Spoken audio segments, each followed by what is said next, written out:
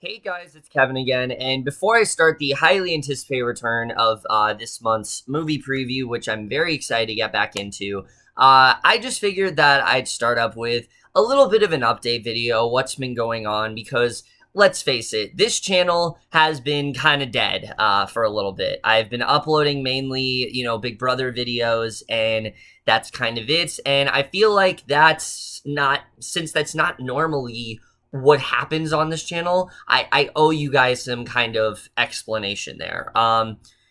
Look, I'll say this.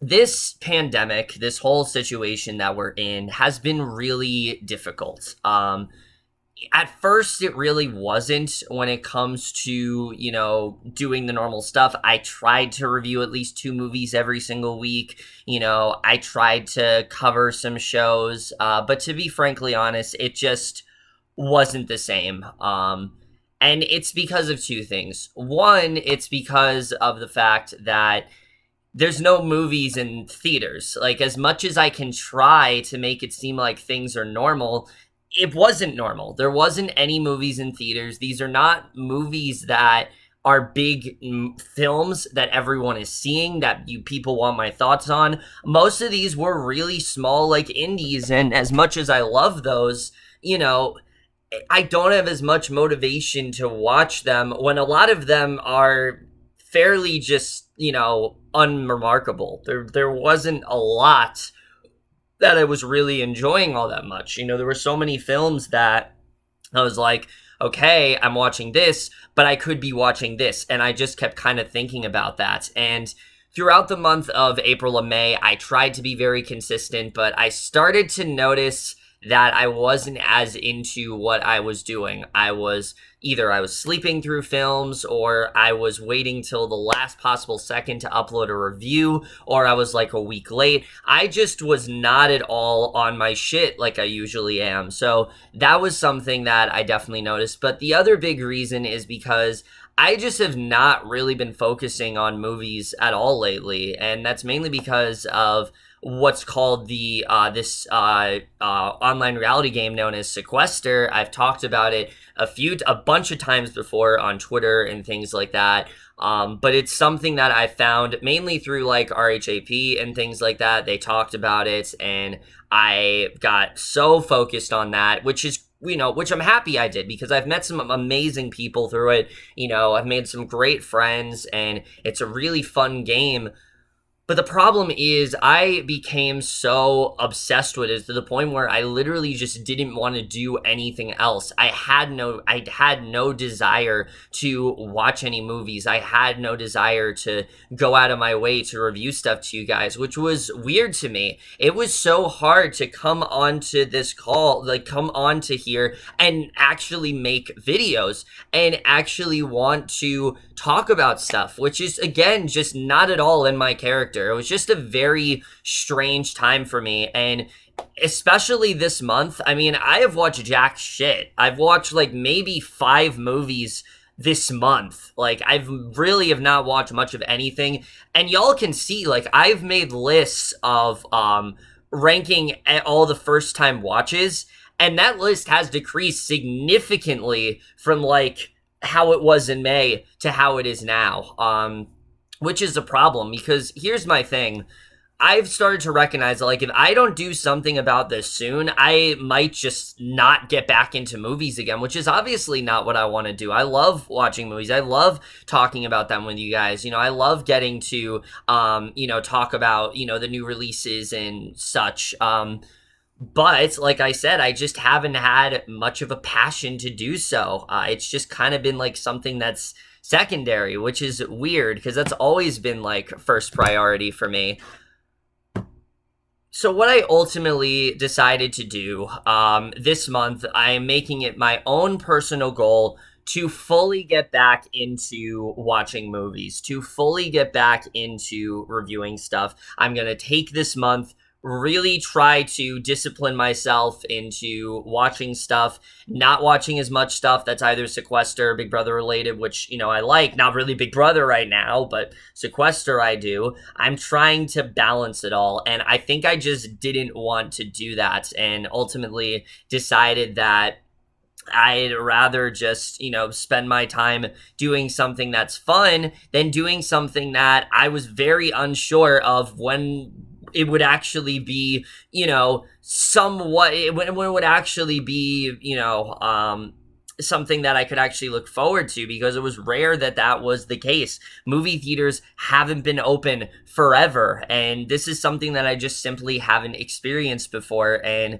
it's definitely gotten to me. I felt like that passion was slipping away. And so with movie theaters reopening, especially with the announcement today that they're reopening in New Jersey, and also, some other really big movies coming out in September, I feel like this is a really good time for me to really just push myself and really just take the time to dive back into what I love doing. And hopefully then I can get that passion back, get back what I love to do that I feel has just been gone for a long time now. Even though it's really been a few months, it just really feels like it's not the same as it used to be. And I hope that I'm able to, ease into that transition pretty smoothly. I don't know if it'll be completely the same, but I'm going to try. I really am going to try. And starting off with this month, I don't think there's a better way for me to do that than to bring back the movie preview segment. This has been such a staple of my channel. This has been something that has always kept me consistent when it comes to movies. I've always tried to go out of my way and watch most of the movies I talk about, in the movie preview, and I feel like that's a good reason to bring it back. Not just because movie theaters are reopening, but also just because the fact that, like I said, I think right now, this is what I really need. I need something to look forward to. I need something to just give me that extra boost to go back to doing what I used to love to do. And I think I do still love it. I think it's just something that, again, I just haven't been really motivated to do, and I hope I'm able to do that moving forward. So again, that's really it. I just figured that I would cover that before we get into the actual movie preview itself.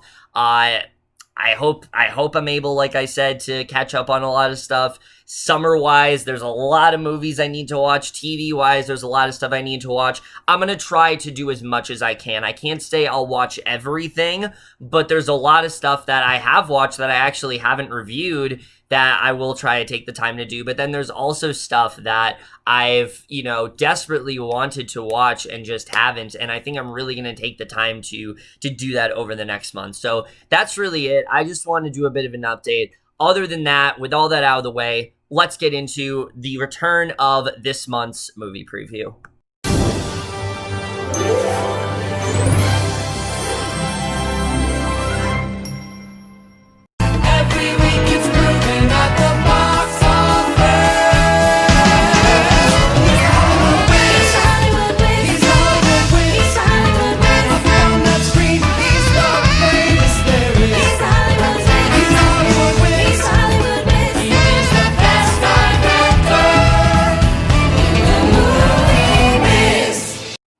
Hey guys, it's Kevin again, and yes, we are back, finally back here to do the movie preview segment. And guys, it has definitely been a while, I know, since we did this. I think the last time we did this was back in March, and half of the movies we talked about didn't even end up coming out, so, that's kind of an irrelevant video. But either way, I'm very excited to come back. But let me address some things before we do. So obviously, there's only 4 months left of the year and things like that. I was hoping to bring this back at some point. I figured, especially because there are actual movies coming out in theaters now, and there's a lot of good stuff coming out this month that I wanted to talk about.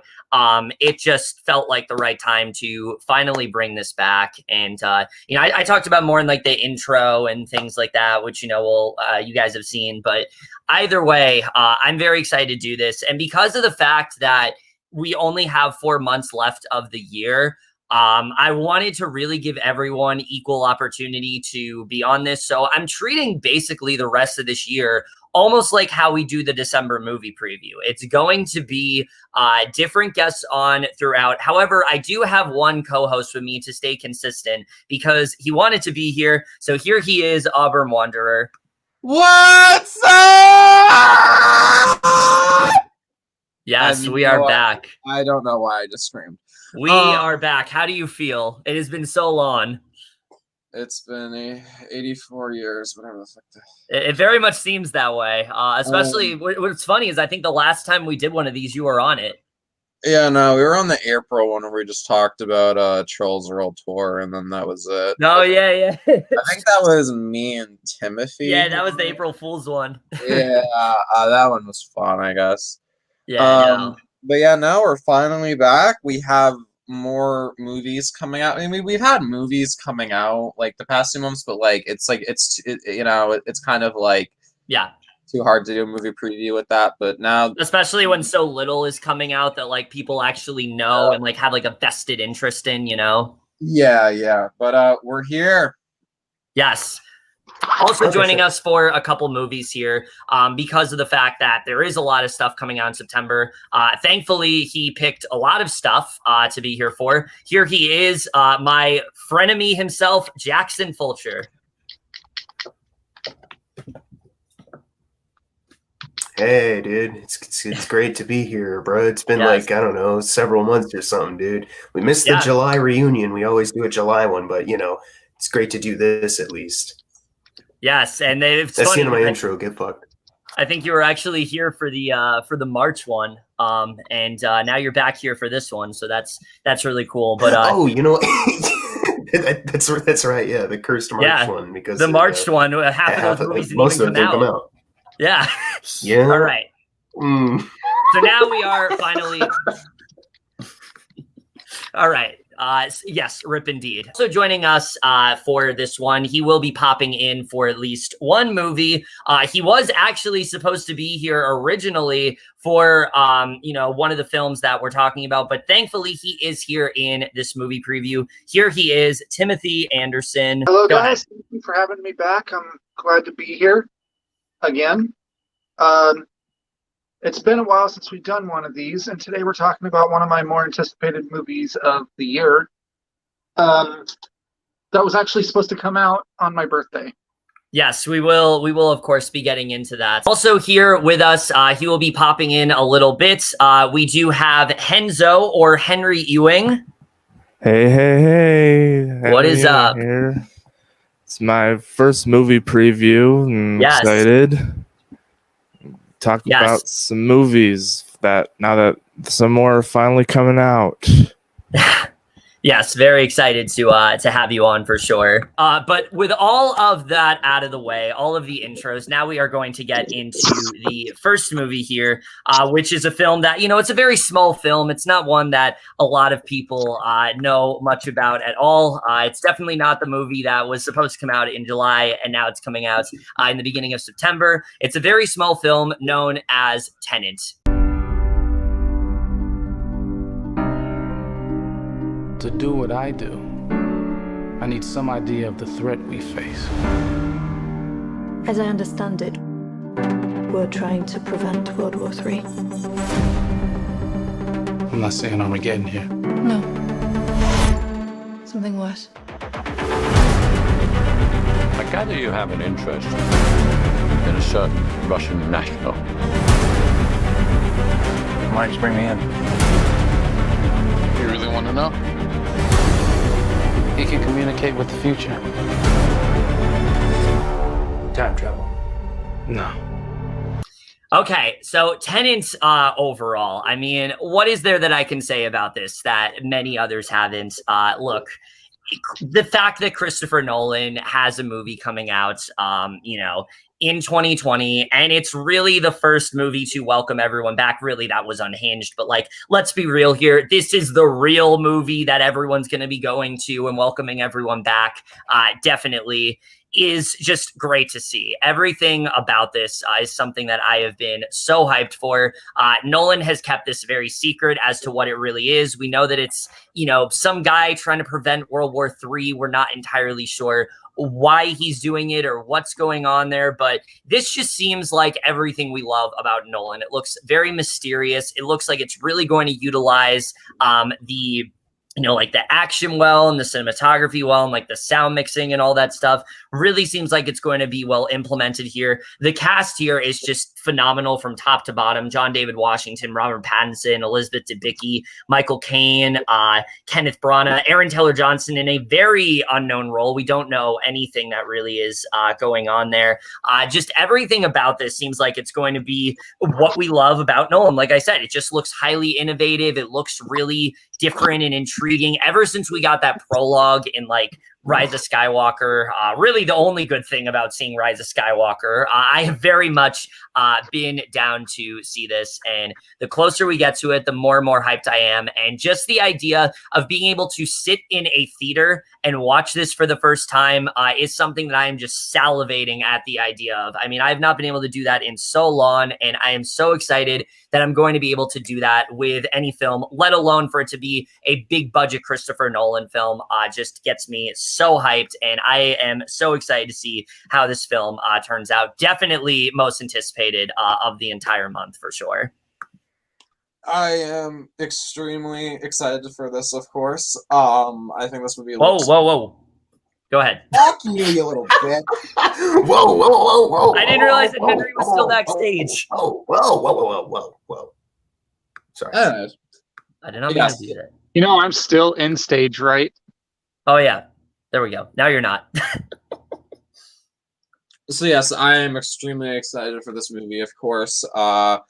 I have loved basically all of Nolan's films that I have seen. Following is a great debut. It's very underrated. Memento is a freaking mindfuck of a movie that's very disturbing and intense. And, you got the Dark Knight trilogy, and, you got stuff like Dunkirk, which I fucking adore. Very, visceral and very, grand and epic in scale. And, so I'm very excited for this. It looks like his most, ambitious film yet. The action in it looks really crazy, and I'm also just really excited because the cast in this is also great. John David Washington, Elizabeth Debicki, Robert Pattinson. I think it's Kenneth Branagh, and yes, there's apparently also who also is supposed to be in this? Aaron Taylor-Johnson. Yeah, Aaron Taylor-Johnson's supposed to be in this apparently, and I just the cast is great. Michael Caine, obviously, and I love Nolan, and it's gonna be fun going back to the theaters for this. I'm so excited that it's finally out because this has been the one movie I've just been waiting for all summer. You know what I mean? Mm-hmm. And it's always a fun time when a Nolan movie comes out, and it brings me good memories. Back to when his other movies came out because the hype and the anticipation is always really fun. Yes. And so I'm just excited to see it. All right, Jackson. What's weird is that I either forgot or I just completely didn't know that Aaron Taylor-Johnson was supposed to be in this. It's kind of funny because he's playing a secret role, but he's apparently supposed to be a villain or something. Yeah, I don't really know. Because he's also playing he's playing someone in allegedly The Kingsman, and showed him it all. So I thought that was a funny thing. Also, mysterious man. You mentioned the prologue. I haven't had the fortune of seeing that, but either way, I'm already excited off of it. I was already excited without even seeing a trailer before because Christopher Nolan is absolutely one of my favorite filmmakers and storytellers. Even his my least favorite film from him, that being Interstellar, is still one that I really like and really appreciate in a lot of ways. The loudest plane I've ever heard. He's terrific. Christopher Nolan, and he's got a great cast here. I have absolute faith in the story that he's going to bring. A lot of people are saying, pay attention. It's going to be one mind fuck of a. And honestly, that just makes me more excited. I already was going in with the mindset of, okay, be ready to analyze this, but now, I'm fully prepared for it. I'm really excited to see what he has up his sleeve, because I've seen the teaser trailer and then the first official trailer. I didn't see the latest one. I'm doing that kind of intentionally at this point to try to preserve some of the theatrical experience. But I'm very excited. The action, most of it being practical and some of it being really audacious and special. The reverse time thing. I'm very excited to see how this unfolds because apparently there's a couple twists that contextualize the rest of the movie, and I'm just really excited to see a new Nolan movie, man. And the fact that we will be able to go see it in a theater it's very nice because they could have gone to VOD, but I mean, it definitely would not have been as special, you know. So even if it is during a pandemic and it sounds really crazy, you know, there's at least that to appreciate. I'm very excited for Tenet. It's definitely my most anticipated for the month. Yes, as I'm sure it is for many. But oh, Henry, go ahead. Yeah, I'm excited for Tenet. I remember first hearing about it and the cast, and was just like, wow, this is gonna be cool. And the plot was described as Inception meets North by Northwest, 2 movies I really like. And yeah. All right. So Tenet, if you are looking forward to it, of course, it does come out on September 4th. I'm sure many of us are going to be there. I will be seeing it. I will be seeing it early, though, on August 31st, on Monday, actually. So when this is up, so I am. Yeah, so it's very possible that when this is up, I may have already seen Tenet. I also am, you fucking copycat. I know, I know. Wow, what a coincidence. But yes, I very, very excited for it and glad that it is definitely finally coming to theaters. The next movie we're talking about is actually one that we talked about in the last actual movie preview we did. It never came out, but it is finally coming out. There were press screenings, but it never actually did come out. It's been moved a bunch of times, but it is finally coming out, not to theaters, but to Disney Plus, and Caden is going to introduce it. And that is Mulan. Every family must contribute 1 man to fight. You're a war hero. You've already made many great sacrifices. My father cannot fight, so I will take his place. All right, so Mulan. So I don't really remember. Was I on the March one or you were? You were. Yeah. I don't really remember what I said about it then, but at least for now, I mean, I'm interested in seeing it, but in all honesty, just at least for me, I'm not fucking paying the $30. I'm sorry. I'm just not going to. I'm one of the people that, I don't think the $30 is honestly that bad of a price, considering the fact how expensive the movie is.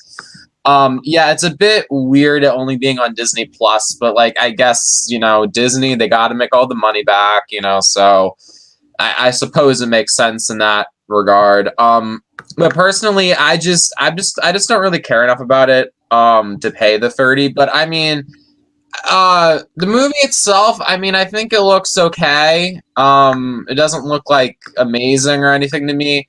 Which I don't know. It's a bit disappointing though, because this was the one animated Disney film that they hadn't done yet that really I thought was gonna be really exciting in live action. And to be honest, all the drama and this and to me the trailer is looking a bit honestly generic in some aspects. Honestly, yeah. I don't know. I mean, it doesn't look horrible or anything, but for me, it's nothing. It doesn't look like anything amazing, and it looks like one where the original is really where I'll set my eyes to if I ever wanted to rewatch it. But obviously, I'll see it first before making that a final judgment. But yeah, no, I mean, I don't really have much else to add because I've already talked about it obviously before. But I mean, the Disney Plus thing, I mean, it's interesting. I mean, the one thing though I will say though, and sorry to upset any Mulan supporters, but I really hope that this isn't successful, because I don't want this to potentially become a thing in the future when movie theaters can normally function. Because if that happens, that's a different discussion for another time. But yeah, so that's all I've said. Yeah, so I'm probably going to reiterate a lot of what I ended up saying in the March one. My opinion has changed a little bit since then, but if you guys know, when it comes to Disney live action films, I'm just not really been that big of a fan of them, especially as of late. I feel like they've gotten very lazy. I feel like they have been obvious cash grabs trying to trick people into watching something that they're familiarized with. And I like the fact that this is trying to do something different. I like that it is more of the real story of Mulan, so to speak. I'm just worried that because it's Disney, they're not really going to go for it in the way that we want them to. So I'm worried about that. But I'm also worried, is this even going to be that interesting of a story? Because, I mean, the original Mulan, like the Disney film, is a very good story. And I think the story is very interesting. And look, I'm not saying like I want the musical numbers and Mushu, because I don't. I don't think that stuff would fit in live action. I like the fact that they're trying to do something different. I'm just worried, is it actually going to be interesting, or is it going to bore the fuck out of me? Because lately, when it comes to live action Disney films, they just have not really been doing much at all. There's been a couple that I've liked, but for the most part, they just have not really been all that great. In regards to the $30 price point, yes. At the surface, it does seem very pricey, but when you take into account the fact that this is the single-handedly most expensive film ever made by a female director, they kind of need to have it be that much, because you have to assume they've already lost a lot of money from having to move the film around so often. So they probably have already lost a good amount of money. So they kind of needed to do well. I am with you though, Caden, that like I hope this doesn't become like some kind of a trend, because this is the kind of movie that like we want to see in like movie theaters and things like that. So I hope it is not like the start of something in that way. I don't think it is, but I do think Disney wouldn't put it past them to try to do something like that. And it kind of scares me that they would, but I guess we'll see what ends up happening. But either way, I'm glad that this is just finally coming out. I'm glad that we can finally say that, we've had this Mulan film out. It's not getting moved a ton. It's good to see things like the New Mutants in Mulan finally coming out, because I'm tired of not just them getting moved around, but talking about them on these movie previews. I hate doing that. I like talking about new things. I like not having to repeat myself every fucking month. And I'm glad that this is finally coming out. So I just hope in the end it does deliver. I'm not like that excited for it. I'm just honestly glad that it's finally going to be here. So I guess we'll have to see how Mulan does turn out. But if you guys are excited for Mulan, it does of course come out on September 4th, which, for Disney premiere, which I know, Caden, you like to make fun of the way they say it, so I guess say it. It's like, okay, so I've been watching the NBA playoffs a lot, and like, they keep showing this like Mulan commercial, and at the end, I don't know why I find it so funny, but the ending, it's like this really deep voice, and it's like, available Disney Plus subscribers who unlock premiere access. It's just like, I don't know why, but I just like find it funny. Which I don't love the idea of having to pay it on something you're already paying on a streaming service for. I think it would have made more sense to do it on like VOD platforms and shit. But either way, honestly, I will say this. Honestly, listen, I mean, I can talk, shit about Disney and this and that, but I don't really have a problem with doing the $30. But like, I will say this, like honestly, I don't think the $30 is greedy, like some people like think it is, because if they genuinely want to make anything back from this movie, they're gonna have to charge something like that. You know what I mean? It's part of why the boxing and UFC events cost so much for a PV. I mean, a premium thing. 100%. But the only thing I will say though is that I wouldn't have minded them doing.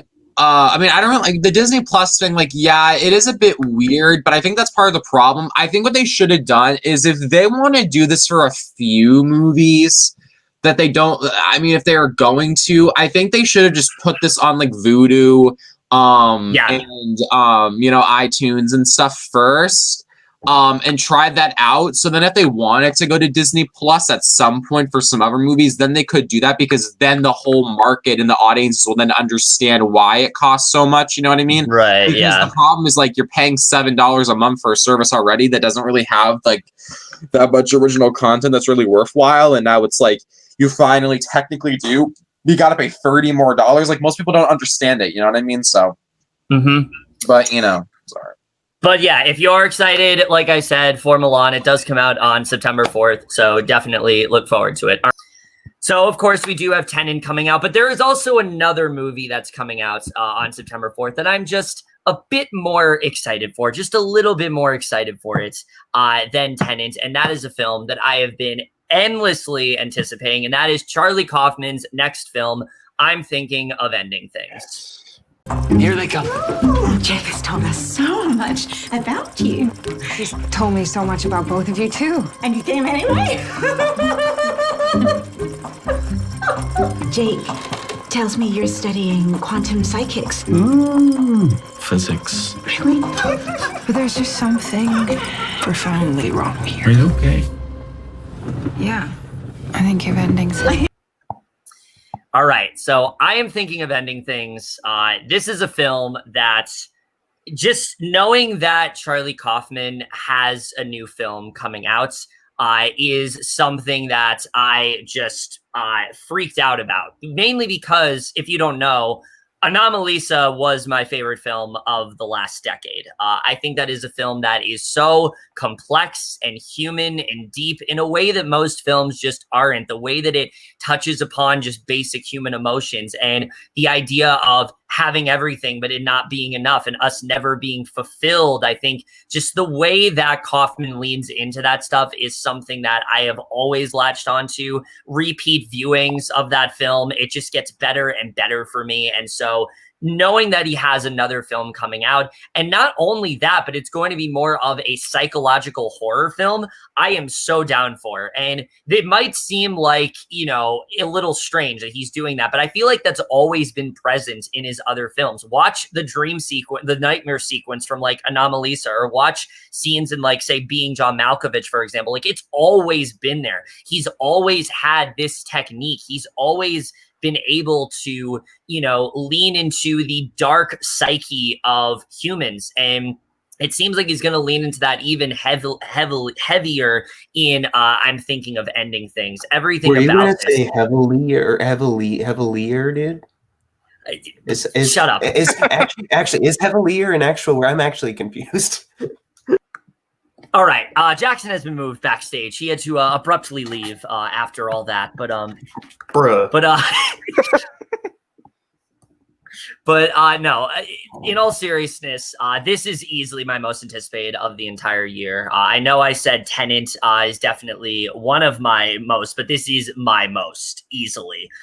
In terms of just everything that he's going for here, the idea of this relationship that our protagonist is already very unsure of, but going to like this, going to like his parents' house and seeing just like how unsettling they are and how overly friendly they are, and how that really starts to nag at her, how that really starts to like unsettle her, I think is such a great idea. I think there is so much that you can do with this film. The cinematography in this just looks absolutely incredible. The style to this film looks very specific, and it looks really fucking creepy. Like, this film looks like it's really going to freak me out for sure. As if Toni Collette didn't get me enough in Hereditary, putting her in another film where she's going to give me the spooks definitely I think is going to definitely going to elevate this film in terms of scares and things like that. And the cast here is just absolutely phenomenal. I mean,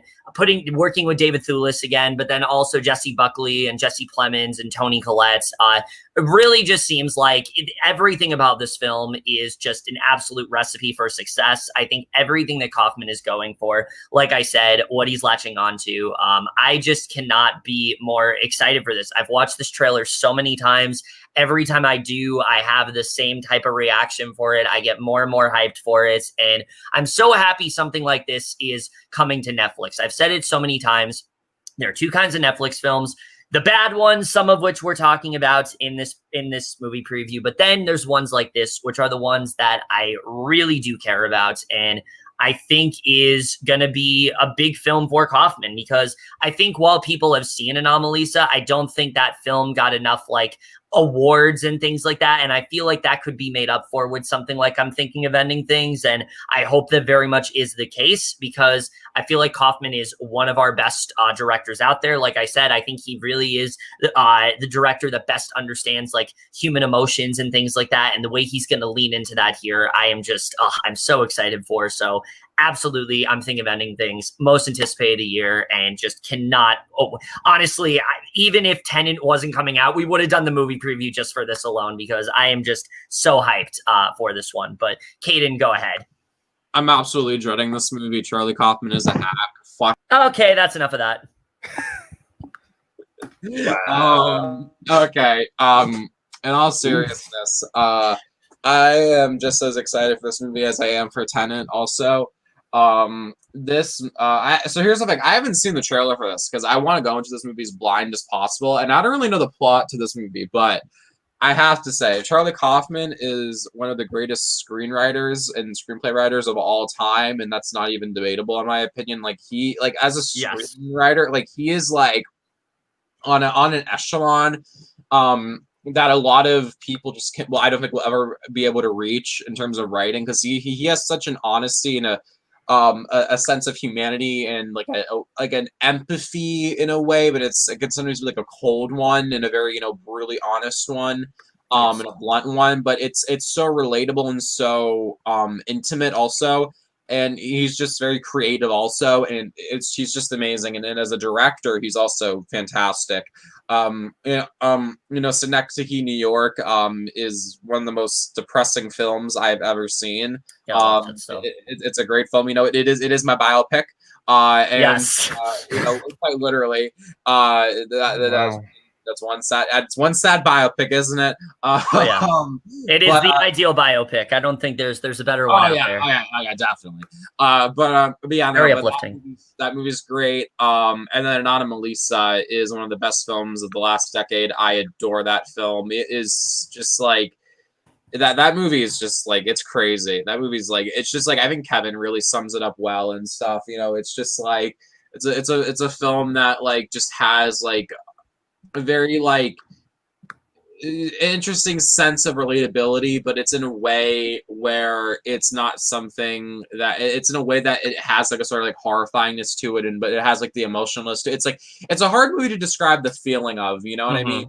There's a lot of like interpretations of what happens and stuff, but I adore that film. And but no, I mean, with Kevin though, like I said, like Kaufman's always been into like the horror aspects, and the nightmare sequence in Anomalisa is the best part of the film, in my opinion. So like, now that we're getting like a full on like horror film from him, like I am very, very excited. The cast is fucking amazing. I can't wait to see this film. There's so much coming out, on this weekend, but this is definitely up there for most anticipated, and I cannot wait. I forgot to show this in the last, but I have the Entertainment Weekly with the Tenet cast. Ooh. I also have that. We like that. We like that. Dope. Yeah, look at them all, not social distancing. Oh yes. Yes. All right. How dare they? How dare they? Wear their masks. But anyways, yeah. I've recently taken the time to go through the majority of Charlie Kaufman's filmography, whether it be his writing or his directing. He's quickly become one of my favorite artists out there. Adaptation is terrific. Eternal Sunshine, being John Malkovich, and the two personal favorites of mine, that being Anomalisa and Synecdoche, New York. He's able to tap into raw human emotion, like the human condition, but different aspects of it. It's not like you're going into a Kaufman movie. They're all touching on kind of the same thing. They're all uniquely different, but still about the human condition, and that's what I really love about his work. He's got a real honesty to him, and this movie, despite it being described as a horror film and it being advertised kind of like that, and I'm very excited to see that, obviously, because I think he's a terrific filmmaker, and I'm sure he's going to do wonderful with it. It already looks great cinematography wise, and I'm sure everything else about it technically is going to come into play also. But I'm just really excited to see what he's going to touch on with the theme of this movie. I'm thinking probably going to go one way or the other as far as like what the title may actually kind of mean. I'm excited to see what the cast has in store here. I'm hearing from some people that you can't really look at this movie in a literal kind of way. You know, that's kind of impossible if you want a straightforward story. But that makes me even more excited. You know, as I said, Kaufman's one of my favorite artists. I want to examine his art. I'm very excited to see what he's made here. You know, I was contemplating, because it's based on a book. I was contemplating the book just to kind of read through it. I was like, I'm so excited for this movie that I don't even want the potential of it, you know, being spoiled. I would just like to see a Charlie Kaufman movie first. So yeah, I'm very excited to see what he has in store here. You know, the responses that some of the movies been getting from Virtual TIFF, I think that's it. The Virtual Toronto International Film Festival.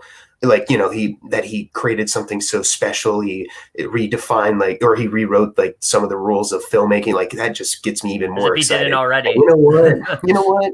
I said earlier, Tenet was my most anticipated for the month, but since I'm seeing that August 31st, fuck that. This movie's my most anticipated for September, because honestly, it really is. You know, like I feel like I've always just had Tenet up there because I've had it up on like really high on my list for so long as far as my most anticipated, because it took a while because usually, like most Netflix movies do, it takes a while for certain bits of information and trailers to get out there, you know. But now that so much has come out and so much great word of mouth is out there, yeah, this is easily like one of my most anticipated. If there is an Oscars here, it'd be interesting to see how they treat this movie as well. You know, I'm just super excited. I'm very excited for some weird art that pisses off people, which is why I'm glad it's on Netflix, because you know there are going to be many people that watch this movie just randomly on Netflix that'll then go, what the was this weird shit? So I'm very excited for that. Yeah, you won't have to deal with any like old people like being all confused by it or something. So it'll be great. No, you just have to hear like the randos on Twitter being not like film Twitter, like just random people that watch the movie. Oh yeah. What the was this shit? And then they also put on a MAGA hat after they say that. Yeah, this wasn't basic enough. Yes. Henry. Yeah. You go ahead. All right. Yeah, I love Charlie Kaufman. Sorry. And I found out he was making a new movie. I was like, all right, I'll check it out. And I saw the trailer, and that just blew me away. Mm-hmm. And like before I watch this, I'm gonna like rewatch his filmography just to refresh my memory, because he has made some of my favorite movies, and I think this will be up there with those. So it's gonna be good. All right. So I'm thinking of ending things. If you're looking forward to it, which you very much should be, it does come out on September 4th on Netflix, and I am just endlessly waiting for it to get on there. So the next movie we're talking about is one that I really have not heard too much about, but it is one that we are going to be discussing, that Caden's going to introduce. And that is Critical Thinking. We got a tournament coming up in a couple days. So we need to start really considering if we're serious about what we're doing here or not. Oh! Eddie on the mic. Yep. I get tight. Don't mess with me, cause chess is life. The minute that you lose, and we won't be losing. Days Hagemati. The board is fine spending $400 on footballs, but not with sending kids on a road trip to improve their minds. You can have them playing marbles for all I care. Just keep the bodies in the seats. You're underestimating me, okay? And more importantly, them. Okay, so I did watch the trailer for this one. I know, Kevin, it's shocking. Hey, you actually watched the trailers. I know, it's very shocking. But, okay, here's what I will say about this. You know, I think as a movie, you know, it could be pretty good. I just think the trailer makes it look like really Oscar baity, to be honest with you. Mm-hmm. But I mean, I think this might be like a trailer thing. You know, I do feel like this movie can have some really good, genuine emotion and good acting, and you know, a really engaging story. Yeah, I'm pretty much with you on that as well. I think there definitely is potential for this one. The fact that John Leguizamo is actually doing something good where he doesn't look like he wants to die, because he's been doing that a lot lately, is very refreshing, because, you know, he did things like playing with fire and things like that. And it's good to see him actually put his talents to good use, because John Leguizamo, I think, is a really good actor. It's just he constantly is doing stuff that doesn't really showcase that. So it's good to see him, for a change, doing something I think actually does benefit him. And I think he actually does look really good here. My thing is just two things. One, y'all know I'm not into sports movies. I've talked about this so many times before. It's just not something that interests me, especially something like Chess Club. I'm really not that interested in it. Two, I will agree, it definitely does look a little Oscar baity. I hope it's not. I hope that it is actually a really strong movie, but there is that worry that maybe it won't be, you know, anything that exciting. I guess we'll see how it turns out. But I'm definitely keeping an open mind about it. It definitely is one of those trailers where I didn't really think much of it. And then I watched the trailer and I'm like, this could actually be really good. Like, I think it might just be like, you know, just kind of like an okay trailer, but I definitely got the sense that like, this could be a really good movie. I really like the cast here a lot. Besides John Leguizamo, Jorge Lenenborg Jr., I always really enjoy watching, you know, Rachel Bay Jones, really, I think a strong cast overall. Angel Bismarck Curiel from Pose, who I always really like. Michael K. Williams. Like, it's definitely a really strong cast, and I think that's definitely something that could elevate it for sure. So I'm definitely interested in this one overall. But if you are looking forward to Critical Thinking, it does come out on September 4th. Again, don't know too much else about it, but definitely I think could be a good sleeper hit in there. You know, there's some Oscar contenders that are going to sneak their way into there. So I guess we'll see how this one turns out. Now, the next, so those are all the movies coming out on September 4th, of course. Tenet, I'm thinking of Milan, thinking of ending Turn your fucking phone off! So those... So those are all the movies coming out on September 4th. Of course, Tenet, Thing of Ending Things, and Milan and Critical Thinking. Now we get to a movie that is already very controversial in a way that I really wish that it wasn't. It has been at a few film festivals, and it's finally coming out on September... It's finally coming out on September 9th, and that is Cuties. 88. Mais qu'est-ce que c'est que ça? Il se passe quoi là? Vous faisiez quoi à la guerre? On va danser au concours. Je danse avec vous. Quoi?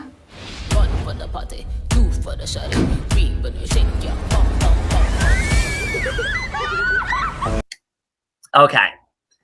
So here's the thing with Cuties. I'm not going to say a lot about this film, mainly because I refuse to watch the trailer that they put out for this film, mainly because I'm hearing that Netflix is completely mismarketing this film. They are not at all telling, like, actually giving it like a fair, they are not giving you a fair representation of what this film really is, because there's already like all this controversy for it because of the, you know, like poster they put out and things like that, which is, it's definitely gross. Like, the poster is very gross. The idea of like these over-sexualized kids, like I don't really want to think about that. However, from what I've heard, that's not at all what this movie is really going for. It's not trying to fetishize anything. It is really trying to be a dark film about the dangers of, you know, what this business that kids are involved in France and things like that, and kind of being like a coming of age film and spreading awareness of what is going on here. And I think that definitely does sound intriguing. I've heard actually really good things about this film, and I hope that people are able to watch it, because I've heard that this is a really good director. I've heard really strong things about this film, and I hate the fact that there's already this controversy for it that was completely unintended. It's just something that Netflix did because they mismarketed it, and now they're kind of fucked. So it's very unfortunate. I hope this film is actually good. I hope this film is, you know, what people are saying it is, because again, I've heard good things about it, and I've heard it's not at all what they've marketed it as. So I hope that is the case. Again, I just don't want to see anything marketing wise because of that, because I feel like there is I feel like what the film is trying to do is far more respectful and honest than what Netflix is saying it's doing. And so I just did not want to watch the trailer. I usually do, but I just didn't for this film because of how badly marketed I've heard it is. So I hope it's good, but that's really all I have to say about it. Okay, here's what I would say about this movie. I am with Kevin, where I did watch the trailer, and the trailer is fucking horrible. Yeah. But the actual movie, I think, can be really good. Mm-hmm. I think a lot of the people in the comments of the trailer saying it's like romanticizing pedophilia and stuff, like, I think the problem is, like, everyone that has seen the movie has said the trailers are, like, really different than the movie actually is. So it's like, I think, like, we all, like, just need to see it before we make such, like, huge claims like that for, you know, like a Netflix thing. You know, it isn't like a Netflix, you know, original, like they purchased the rights to it, but yeah. But I mean, you know, I mean, obviously the poster is one of the worst posters I have ever seen in my life. Yes. But yeah, no. I mean, I might watch this. I'm not sure. I think this is a really important topic. And I'm happy that there's a film that, you know, clearly is going to have a big reach that addresses a topic that's as, you know, serious as this. You know, but yeah, no. I don't know what was up with Netflix with the marketing for this. Like, it's like, yeah, they're just like the marketing is pandering to the exact people that the movie is trying to go against. So it's like, it's really weird. It's really disgusting. Yeah, it's like, it's really fucking sus, man. But yeah.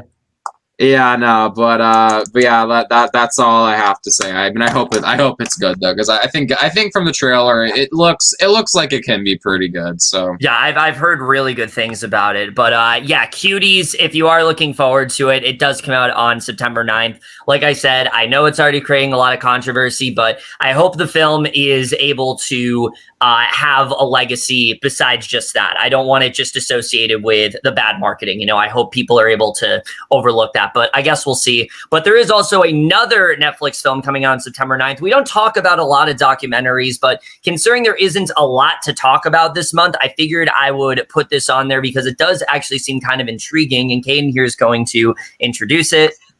And that is The Social Dilemma. I was the co-inventor of the Facebook like button. I was the president of Pinterest, Google, Twitter, Instagram. There were meaningful changes happening around the world because of these platforms. I think we were naive about the flip side of that coin. We get rewarded by hearts, likes, thumbs up, and we conflate that with value and we conflate it with truth. A whole generation is more anxious, more depressed. I always felt like fundamentally it was a force for good. I don't know if I feel that way anymore. The Social Dilemma is a documentary that explores, you know, social media and stuff, and like, you know, people who have founded them, and, you know, developers, and, you know, like addiction that comes to social media, and, you know, fake news, and just covers, like, you know, a very like wide spectrum of issues or, you know, conflicts that you know face social media, and, like, you know, dilemmas that come from them, like, you know, the weighing the good and bad of to use these platforms or not. And personally, I mean, I think it looks pretty good, actually. It looks really interesting. They got some really, you know, fascinating people involved for this. The reviews have been pretty good. And yeah, so yeah, it looks pretty good. It looks like a very interesting documentary on an issue that is actually pretty important. So yeah, I definitely am interested in this one too. Like I said, I'm not someone that usually talks about documentaries all that much, but this is one that very much did intrigue me. I think there's a lot of potential with this one. The idea that there is, you know, this control, or that social media, there's like a whole other side to it, like we're not actually in control of it. It's not something that I think anyone is unfamiliar to, but I think there is a side to it that we don't know, and I think this documentary is really going to delve into that quite well. They talked about later in the trailer, like how it's affecting politics and things like that. So I think there's a lot of potential for this film. I was a bit confused at first that it was more of a drama because there's like a whole like cast for it. I'm pretty sure it's just like demonstrations and things like that, one of those things. But I'm excited to see how this film really does turn out. I think this is a very important topic, and it seems like it's going to shed light on it quite well. So if you're looking forward to Social Dilemma, it does come out as well on September 9th, and hope it's really good because I think it definitely does have a lot of potential. But the next film we're going to be talking about is an HBO Max film, which, you know, is something that has, you know, been a thing since we have been off the air with the movie previews. HBO Max is a platform. They have movies now. This is not their first movie. Their first one was An American Pickle earlier this month, which I still have yet to see. But they do have another one coming out, and that, of course, is Unpregnant. If a young woman needs a procedure, is that possible? Where's the closest facility? There's an Albuquerque in Missouri? The law won't let me get one without my parents knowing.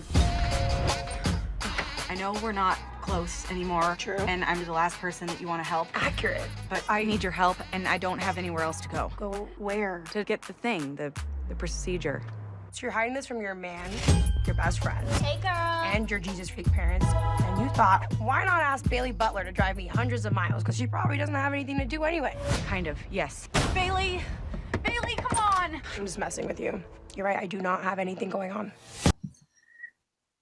All right, so Unpregnant overall, I am a bit skeptical when it comes to this one. I think on one hand, there's a lot that I am excited for. I like Haley Lou Richardson. I like Barbie Ferreira. I think that they are both very talented actresses for sure. I like the concept here. The problem is I feel like we've already seen this movie this year, and it's been way better. A little film called Never, Rarely, Sometimes, Always. And I'm not saying that this is like a rip-off of that, but it does seem like the lesser version of what Never, Rarely, Sometimes, Always was. And I think that film did a really great job at covering, you know, abortion and what women go, what it means to be like a woman in the, you know, 21st century and things like that. You know, I think it delved into a lot of interesting topics, and I'm not saying this film wouldn't, but I don't know if I am fully on board with the way that they're going about here. I think Haley Lou Richardson always is a big standout for me. You put her in anything, most of the time she's a big standout. Even in movies I don't like, I've liked her in a lot. I think she's always very talented, and I think there definitely is potential for this one, but I'm not entirely sold yet. So I'm pretty skeptical when it comes to this film. I think there's a lot that works for it, but there is a lot that could work against it. I guess we'll just have to see how it turns out. I think it definitely does have some potential, but we shall see. So my only other real hesitation when it comes to this film is the director that's involved with it. The director of this film is Rachel Lee Goldenberg, who has done such hit films as A Deadly Adoption, Princess and the Pony, and most notably this year, Valley Girl, a film that I really could not stand at all. And I also just don't think she's a very good director. Oh, yeah. Yes, I think she's we did very... watch that together. Yes, we did. I think very good. No, it was not. I think she's very style over substance. I am not a fan of the way that she goes about certain topics and things like that. I just don't think she's a very strong director at all. And the fact that she is helming a film that is really trying to dive into a very sensitive subject is not really something I'm all that excited for. It does not really give me that much confidence in the film. So that's another thing that I just have a lot of hesitation about when it comes to this film. But what do you think, Caden? If I can be really honest, I don't think this movie looks good. I just like I haven't seen Never, Rarely, Sometimes, Always, so like I'm in no position to say if it's a ripoff or not. I was actually supposed to go to a screening for that movie with the director. Yeah, you were. I just haven't got to seeing it, but I will say though, it's just like, it's to me like, it seems like they're trying to tackle the subject of abortion, but like I feel like unfortunately the way the trailer makes it look, it's not gonna be like there's gonna be like a lot of like other things happening that like just don't need to happen. Like the stolen car thing is like really weird. Like I don't know. To me, like I feel like this movie's gonna fall into like the comedy cliche trap where like there's like a main central thing going on. You have a lot of like outlandish stuff happening, and then it gets really dramatic at the end. You know what I mean? Like, and I feel like for a film like this that's handling a topic like this, like you don't want to like be like confined into a box because this is a really important topic. Yeah, no. I mean, I'm not. I mean, I don't think it's gonna be like bad or anything, but like, I don't know. Just to me, the trailer just really didn't do anything for me. Yeah. All right, Henry. All right. So I saw the trailer, and I do think that Haley Lou Richardson and Barbie Ferreira have good chemistry. Yes. I like what I've seen them in, but yeah, I do think that I haven't seen Never Rarely, Sometimes Always, but it does look like a more comedic version of that a little bit. But I'm interested in seeing how it is because, again, I do really like those actresses. Yeah, so Unpregnant, if you are looking forward to it, it does come out on September 10th. If you are looking forward to Unpregnant, it does come out on September 10th on HBO Max. Hopefully it surprises us, but as of right now, not really feeling it. However, it will definitely be better than the next film that we are talking about. For sure, 100%. It will absolutely be better than it. And thankfully, I am not the one introducing it. This is a film that I've been dreading for a long time now, and Caden here is going to introduce it. And that is The Babysitter 2, Killer Queen. Cole, you're my best friend. You're not crazy. It's this place. We're all going to the lake this weekend. Just come with me. I already took my dad's car.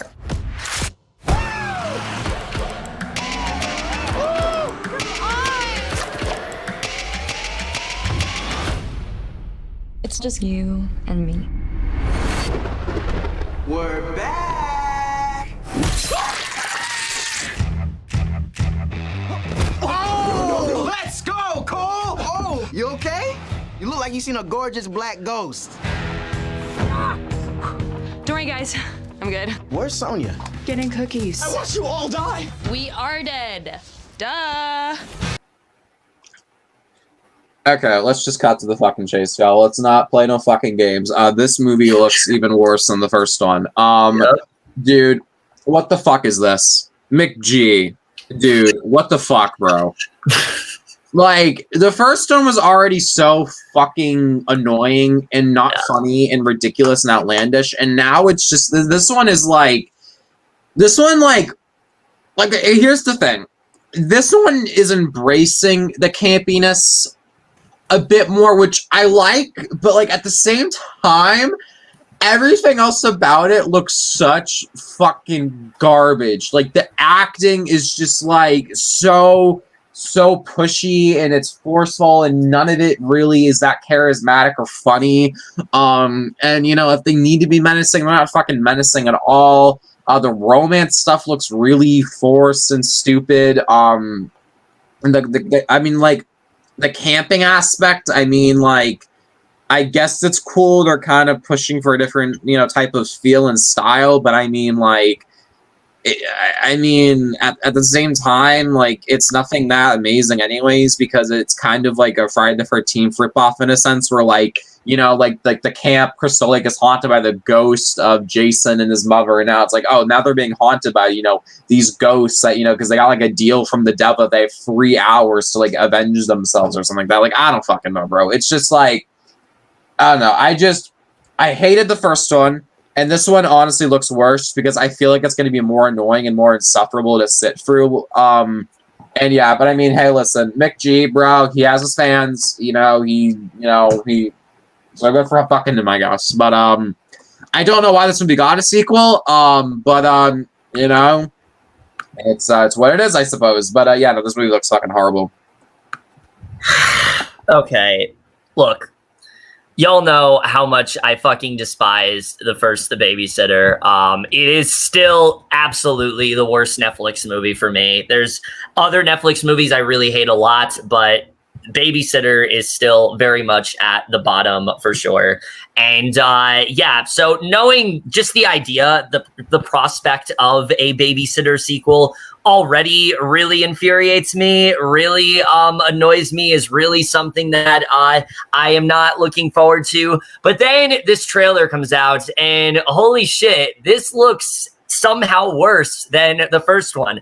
Look, this film already looks highly unnecessary to begin with, but the idea that the whole film is that they're now being haunted by ghosts and one of them might be possessing like, you know, the girl that he's trying to get with and things like that. It just looks so fucking stupid. The jokes look like they've all been recycled pretty much from the first one. I don't really see what else they need to do with any of these ghosts. They weren't interesting characters to begin with. Most of them were just stereotypes from what I remember. So there really is no point in bringing them back. The acting somehow looks worse than the first one. The kid especially, who's not a kid anymore, does not look good here. Judah Lewis, I didn't like him in the first one but he looks way fucking worse here. I am not liking anything that he is doing in this film.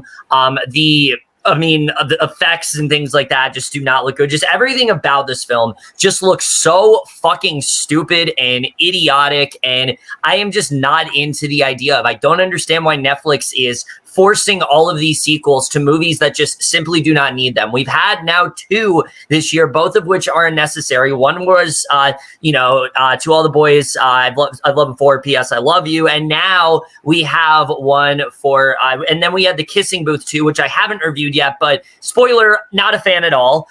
This definitely seems maybe the most unnecessary out of the 3. I am not at all into this idea of this film existing. I really just don't see what else they need to do here. And I've said it so many times, but just McG, I just don't understand how this guy got into this industry. I just don't understand it. I don't know what he's doing. I don't know what it is. I don't know why he continues to go by this immature, idiotic name constantly. But I am not at all into anything that he does. Everything that he does most of the time, I fucking hate. And this really seems like it's going to be no exception whatsoever. It looks obnoxious. It looks annoying. It looks so pandering in the way all of his films are. The poster looks like a porno. I'm just not at all for this film. So yeah, just look, there's a lot of films I'm reading, but out of all the films we're talking about this month, this absolutely is at the bottom of my list. And it probably is my least anticipated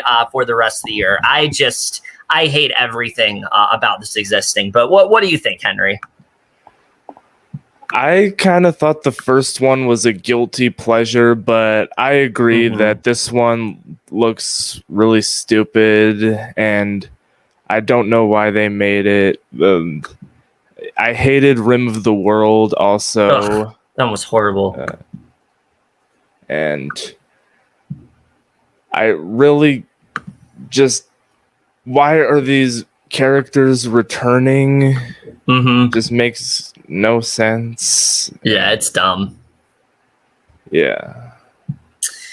So yeah, if you're looking forward to The Babysitter, The Killer Queen, which I know it has its fans because there's a reason a sequel's coming out. It comes out on September 10th. I guess look forward to it. I am just dreading everything about this film. I don't know why it needs to exist. I wish that Netflix would just fucking cancel it or something, but they're not going to do that. It's coming out on September 10th, and I am just absolutely just dreading everything about it.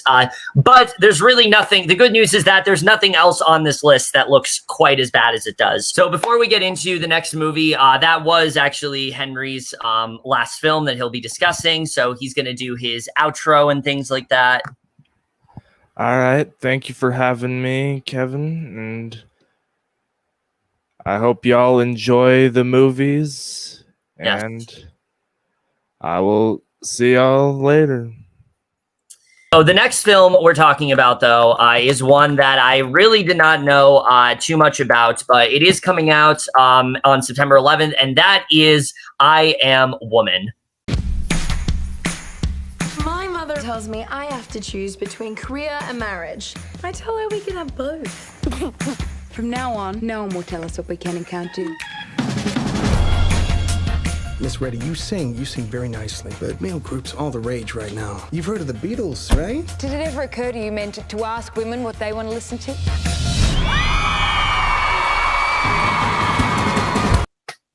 So, I Am Woman, this is a biopic of this of someone named Helen Reedy.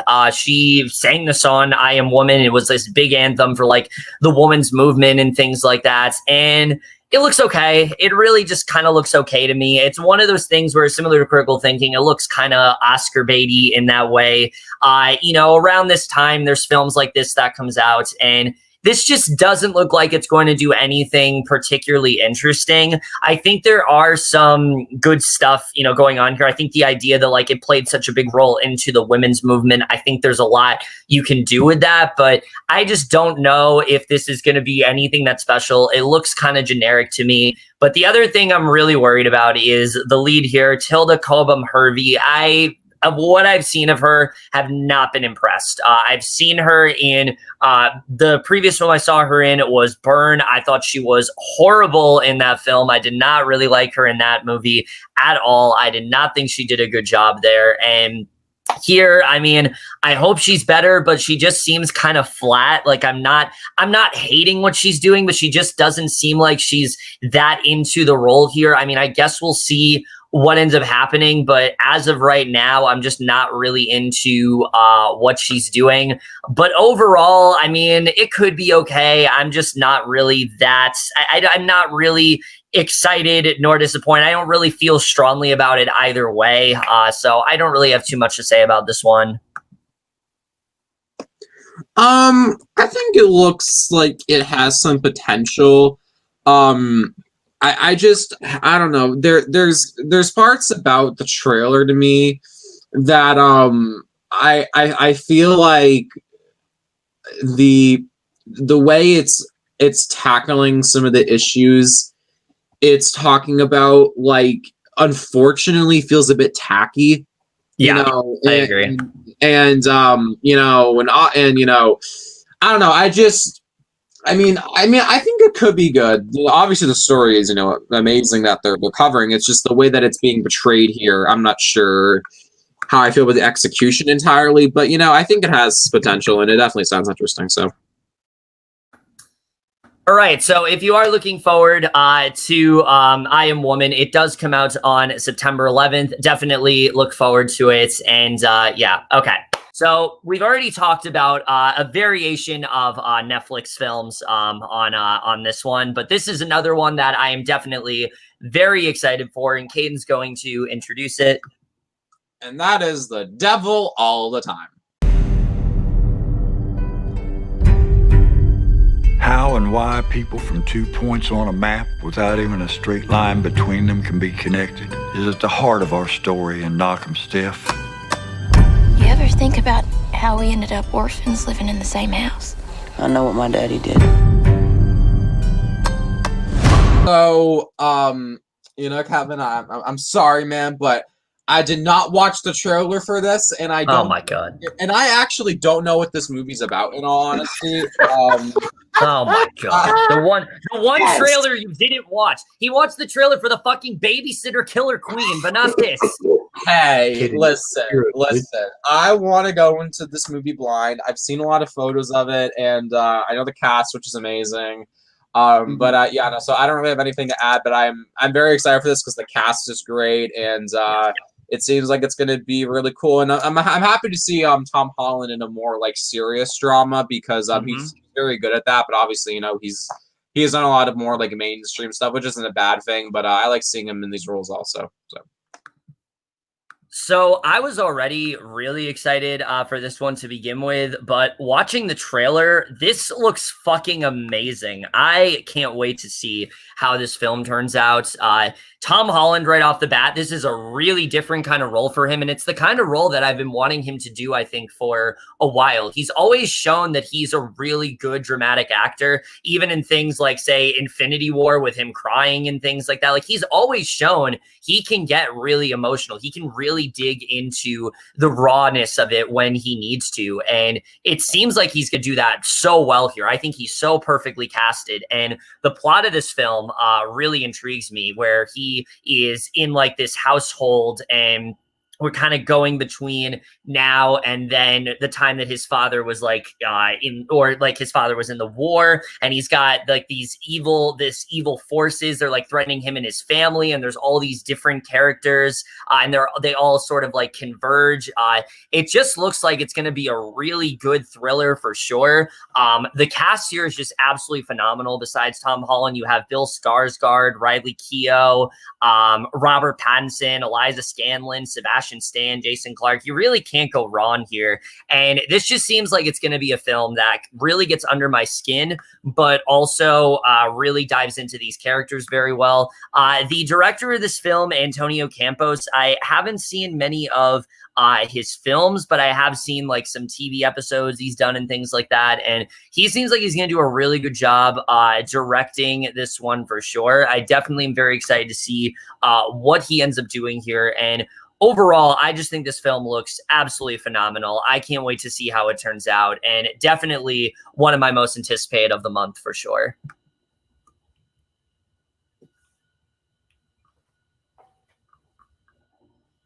Yeah. I also didn't watch the trailer. Just kidding, I did. I was gonna say you had it on your fucking anticipated list.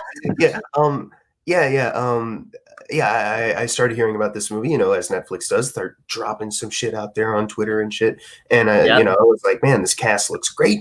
These photos look cool. See a trailer. And then the trailer came out, and I was like, I'm sold. This looks terrific. I heard little whisperings. I'm not sure if it's true or not. Kevin, you can correct me if I'm wrong, that this movie is going to be non-linear. Is that true? Do we know? Yes, I have heard that. I have heard that. Mm-hmm. Okay. If it doesn't turn out to be true, then I'm sorry. But yeah, that looks that is very appealing to me. I am some of my favorite movies are non-linear, like a Pulp Fiction or your Bad Times at the El Royale. I got a lot of Bad Times at the El Royale feeling just by watching it, just because big cast, non-linear kind of story, stories converging.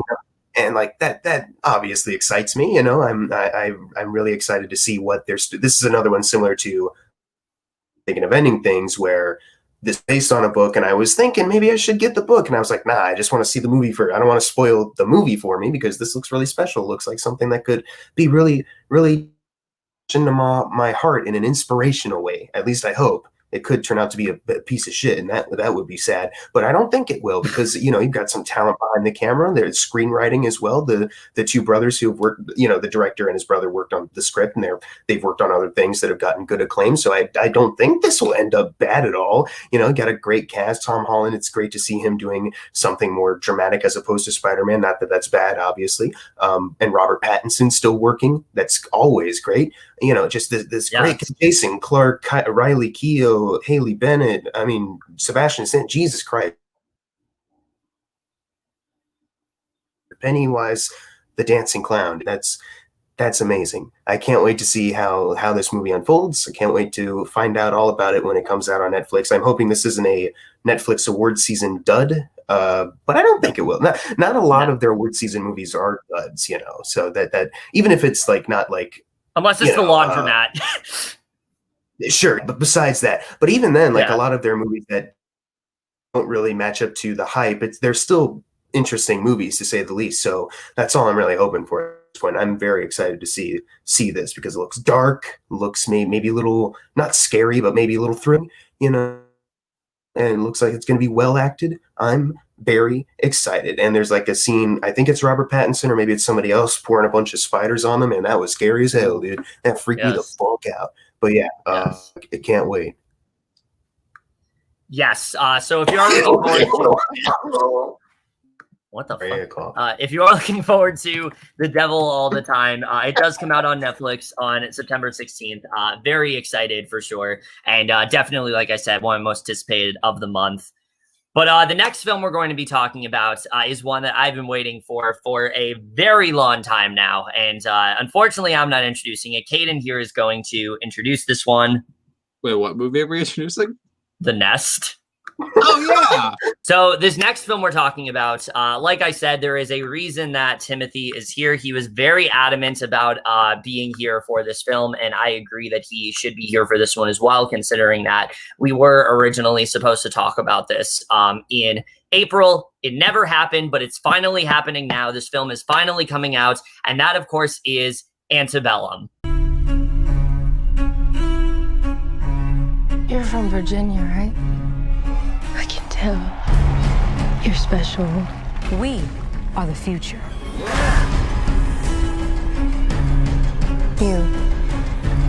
You're not like the others.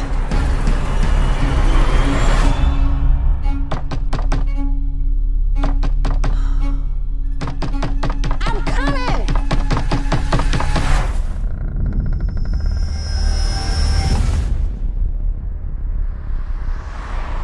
Whoever you were before, that's over. So, Antebellum overall, this is a film that I have been highly anticipating for a long time since that teaser came out.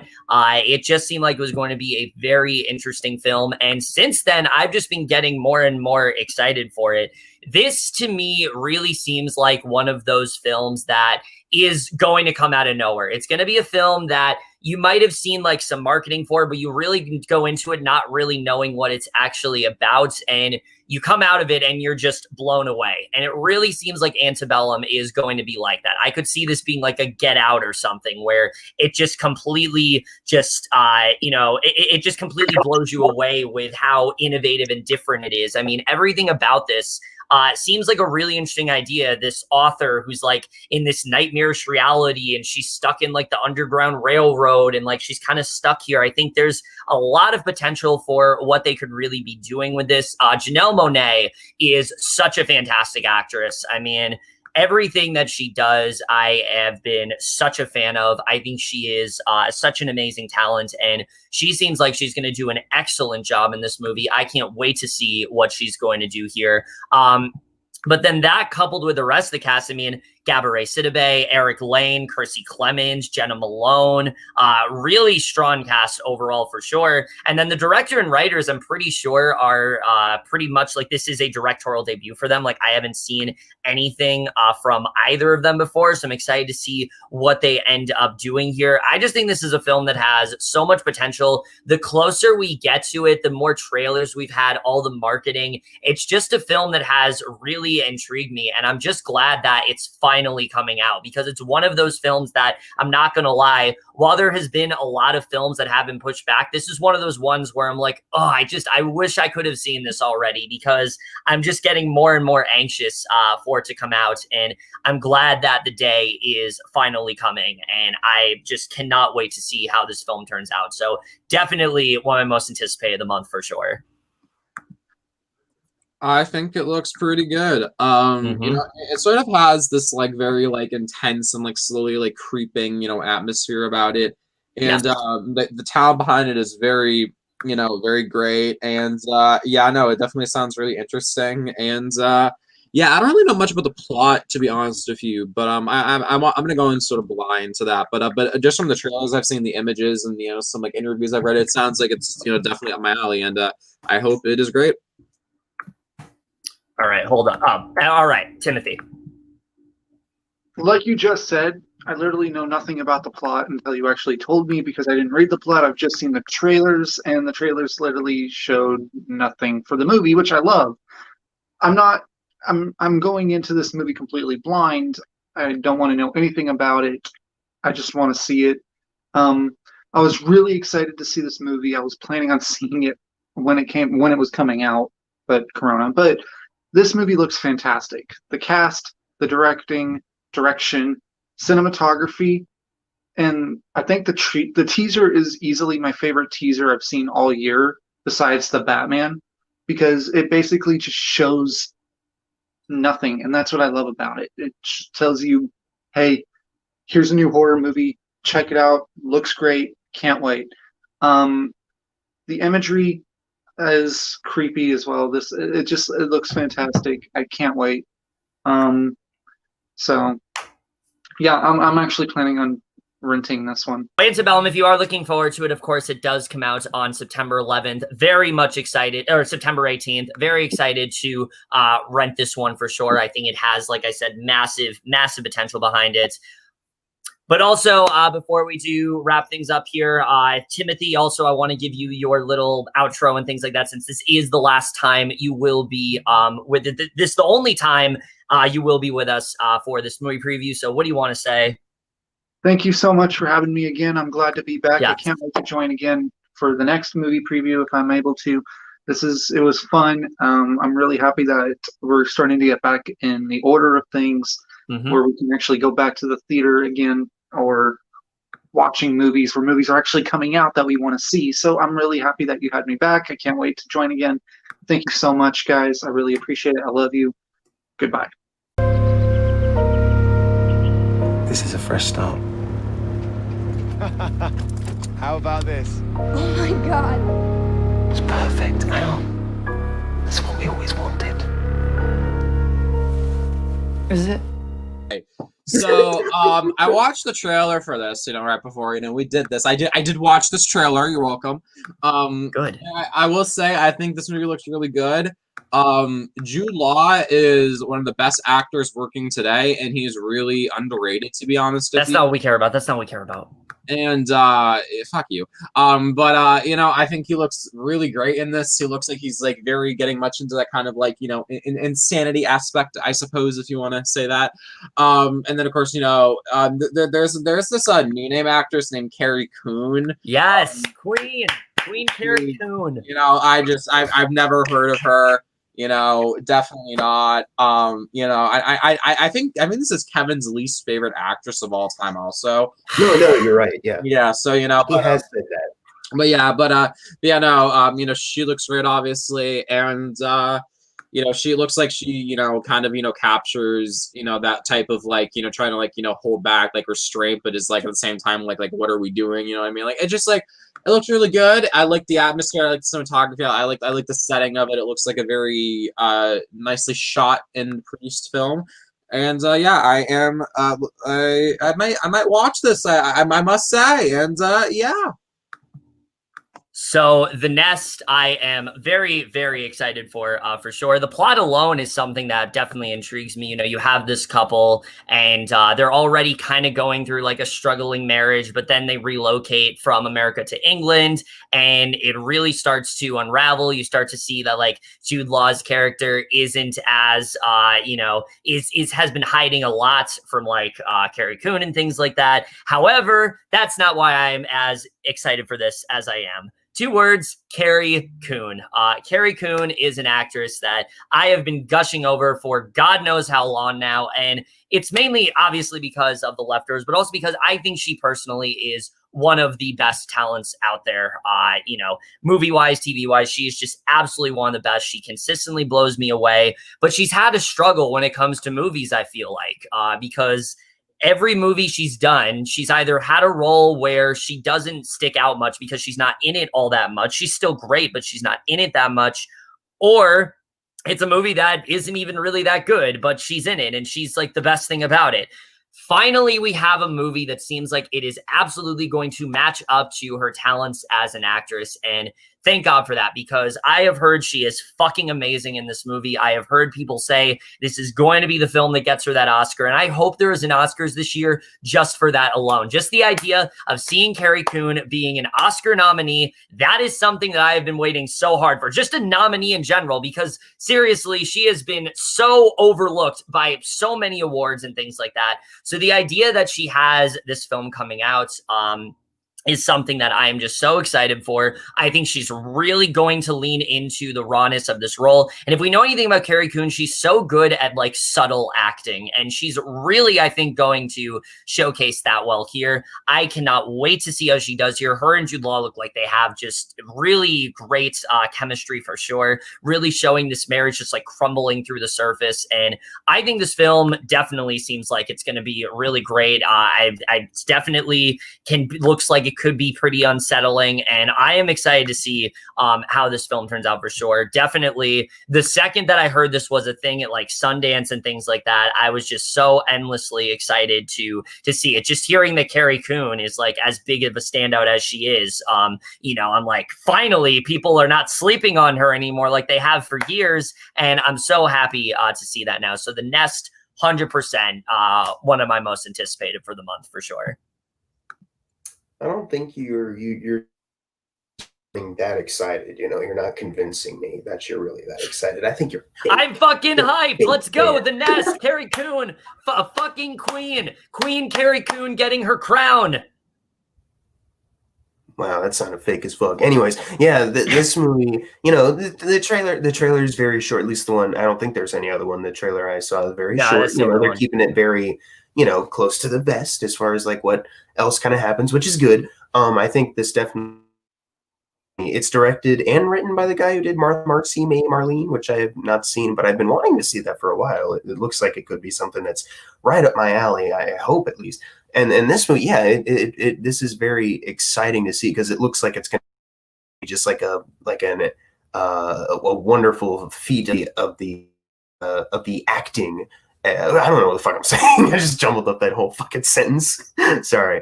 You know what I mean? It's probably going to be like a real standout for the actors, you know, to deliver their lines exceptionally well, like Jude Law, who's always terrific, and Carrie Coon, who's been in such show-stealing roles as Kin and Proxima Midnight in Avengers Infinity War, where she had like 5 fucking lines in the whole movie. In all seriousness, though, I recently watched a show that some asshole has been bugging me to watch called The Leftovers. What would that be? And woo! It's called The Leftovers. He did it. And it was. I can't even front. I can't even lie. This is a terrific show, and Carrie Coon is excellent in it. And I'm surprised that she hasn't really. They've been keeping her in these like mini kind of roles, like those movies I mentioned. You know. Like even like Gone Girl came out around the same time Leftovers started. Is terrific in that, and it seems like, you know, been working, but like it hasn't. Like I feel like she should be offered way more because she's definitely very underrated. She's an incredible actress. She's wonderful. There's a scene in season 3. There's a scene in season 3 where Nora Durst and Kevin Govey are arguing in a hotel, and it's fucking amazing. Justin Theroux, obviously, I love Justin Theroux. I wish Justin Theroux was in this movie instead of Jude Law. I love Justin Theroux. Love Justin Theroux. But Carrie Coon is also excellent in that scene. And if anything proves that she's going to be great in this movie, it's probably that scene alone, because I feel like, especially that scene in the trailer where Jude Law is just like yelling so much, she's probably going to play off of that really well. I'm very excited to see what the rest of this movie is. I don't think it's going to be hard. I think it is straight up like drama. Obviously, that's not a turnoff at all as far as my anticipation for it. I'm very, very, very, very excited for this film. Although it probably won't be as good as her performance in Kin, where she played a cop in like or whatever the fuck she was in the last like minute of the movie. Remember that? Does anyone remember Kin? Oh yeah. Remember when I was so excited? Remember when I was so excited to see it just for Carrie Coon, and then she was in it for like 5 minutes? I don't know why. Legit don't know why. Yeah, I don't know why they didn't give her more. I hope there isn't an Oscars now, just so she doesn't win to spite you. What the fuck? Where'd he go? I moved him backstage. Bring him back, bitch. Bruh. Why you do this? What were you gonna say, Caden? I just want to say this pizza meeting is really good. That's great. Well, pizza. Yes, but The Nest, if you are looking forward to it, it does come out on September 18th, and I am just endlessly awaiting for it to come out. All right. Damn, it's been a while since I've done an outro for a movie preview. This is very exciting to leave. I know. Anyways, yeah, you know, it's great. Honestly, you know, it's kind of to be doing this again, even if it is kind of different and not the same. You know, there's something kind of special about that. Even if we're not back to normal, it's a passable thing for now. You know what I'm saying, man? It's great to be back. You know, you want to see more of me for whatever reason, go to my YouTube channel. It's just my name. If you want to see the shit posting I do on Letterboxd, go to my Letterboxd page. You can follow me on Twitter where I retweet a bunch of shit I agree with. I don't fucking know. I don't give a shit. Then that's it. Bye. All right, so if y'all can tell, it is another day. You know, we wanted, like I said, we're treating this like a December movie preview of sorts, so we figured that we would do it, you know, not all at once. We just did the first few, and now we're going to talk about the other few coming out. We also have a bit of a tech upgrade on Auburn's side here for sure. Even though his camera's off, you can't tell. There's definitely a bit of a tech upgrade going on. Yeah, I got a laptop. So let's fucking go. It's wonderful. But what's not wonderful is this next movie that we're going to be talking about, and you know, it comes out, and it's a film that I didn't really know too much about, but now I've seen the trailer for it, and that is No Escape. They will begin streaming it directly into your device from the cameras. Let's do it. This is crazy. Hello? Thomas, hold on! What's going on? Stop the gate! Barry, hold on! Can't get her out! Alexei! What happened here? What the hell is this? What is it? So, No Escape. Look, this is a film that, like I said, came out of nowhere for me. I looked at the poster and I was like, what the fuck is this? And then I watched the trailer, and even more so, I'm like, what the fuck is this? Like, everything about this looks so stupid. It looks really dumb. It's like one of those movies where you have like this social media personality, and like he's trying to get like, he needs to get the best content for his vlogs. He needs to have like the top tier YouTube content, like fucking, I don't know, like something really big. Like he needs to be the biggest YouTuber out there. You know, he needs to be up there with the greats. And in doing so, he enters like this very like dark world, and then suddenly it turns into a horror movie, and this just looks so stupid. I am not at all excited for this one. I think the cast looks like they're really over the top here. The way it's portraying social media just seems really obnoxious and annoying, and I'm just not really into this at all. I don't think this looks good. It's definitely one of those films that I have zero interest in. I'll probably still watch it, but I don't have much interest in it really at all. And I just think this looks really bad. Bro, this movie looks stupid as fuck. Like, yeah, like what the fuck? Like, dude, like I feel like I've seen this movie like 80 times before at this point. Like, same. We watched. This reminds me of I think it was maybe in 2018 or something. We watched a trailer for a movie that looked really similar to this. Like it's just like this is like this idea of like the escape rooms and like the torture, and it's just like, bro, it's like now they got like social media into it, and it's like, oh, like, you know, what's the social media influencer versus the real person? Like, okay, that's an interesting idea, but it's like in this like really dumb like Saw ripoff. It's like it's just like I don't fucking like get it. Like it's just like I don't fucking know, bro. Like I'm not watching. I literally I am not going to remember the fact that we talked about this movie like the second that we stopped talking about it. So yeah. Yeah, no, probably same. I am not at all into this one. But if you are looking forward to No Escape, it does come out on September 18th. I guess look forward to it. And yeah, that's that. However, this next film we're going to be talking about, I will say this last batch of films, there's not a lot to be excited for. But this one I actually do have some interest in, and Caden here is going to introduce it. And that is Kajillionaire. They are real characters, super unique. But you vouch for them, right? She learned to forge before she learned to write. Well, actually, that's how she did learn to write. My favorite movies are the Ocean 11 movies. This is exactly the kind of thing that I've been wanting. So what do your parents do, hon? Hun, you've never called me that. But you could if it was a job, though, right? So before me and Kevin started filming this, we were talking about the movies that we're talking about right now for the second filming, and we both said that there's one in here that we're both looking forward to, and I think this is the one. Yep. Is yep. it? Yeah. Okay. Good. Good. Good. We're on the same level. Yeah. This looks really good. Honestly. It's I like the idea of it honestly because it's like you have a daughter that's been trained for like I think in the plot description it said like 26 years or 25 years or something like that. To be like like like a thief and just steal stuff for their own gain and become like a gajillionaire and then this new person comes in and kind of like questions that and sort of like reveals the true desires of the daughter and I think it looks really good. I like the cast and the acting looks really good and it just looks like a really cleanly produced film also. And yeah, is this going to be a VOD movie? Yes, it is. It is. Okay, It is. cool. Yeah, I might even watch it honestly because I need to watch some more movies from this year. And this one looks really good. So I'm definitely looking forward to it.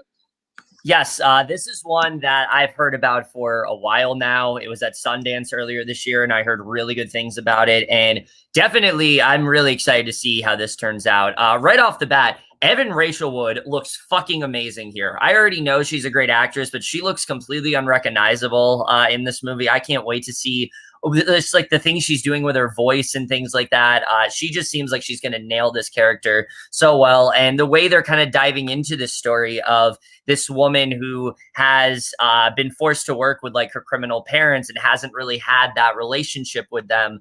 Seems like it could be a really effective film for sure. It seems like one that could really get to tug at your heartstrings. And I think this is just such an incredible cast as well. Evan Rachel Wood, Deborah Winger, Gina Rodriguez, Richard Jenkins, just a really great cast overall. But the other thing that makes me very excited is it's directed by Miranda July, who I haven't seen like her other films, but I've been a fan of everything that she's been in. And I've heard that she's a really strong director. She's wrote things like The Future and Me, You, and Everyone We Know. I haven't seen either of those, but I've heard they're both really good. And I've heard that her this is another really good directed film by her. She's doing the screenplay for it as well. I think this film just has massive potential. I think this definitely has potential to be a big sleeper hit. And I hope it turns out to be really, really good. Like I said, this last batch, there's not a lot that I'm looking forward to, but this is definitely the one exception. And if you are looking forward to Kajillionaire, it does come out on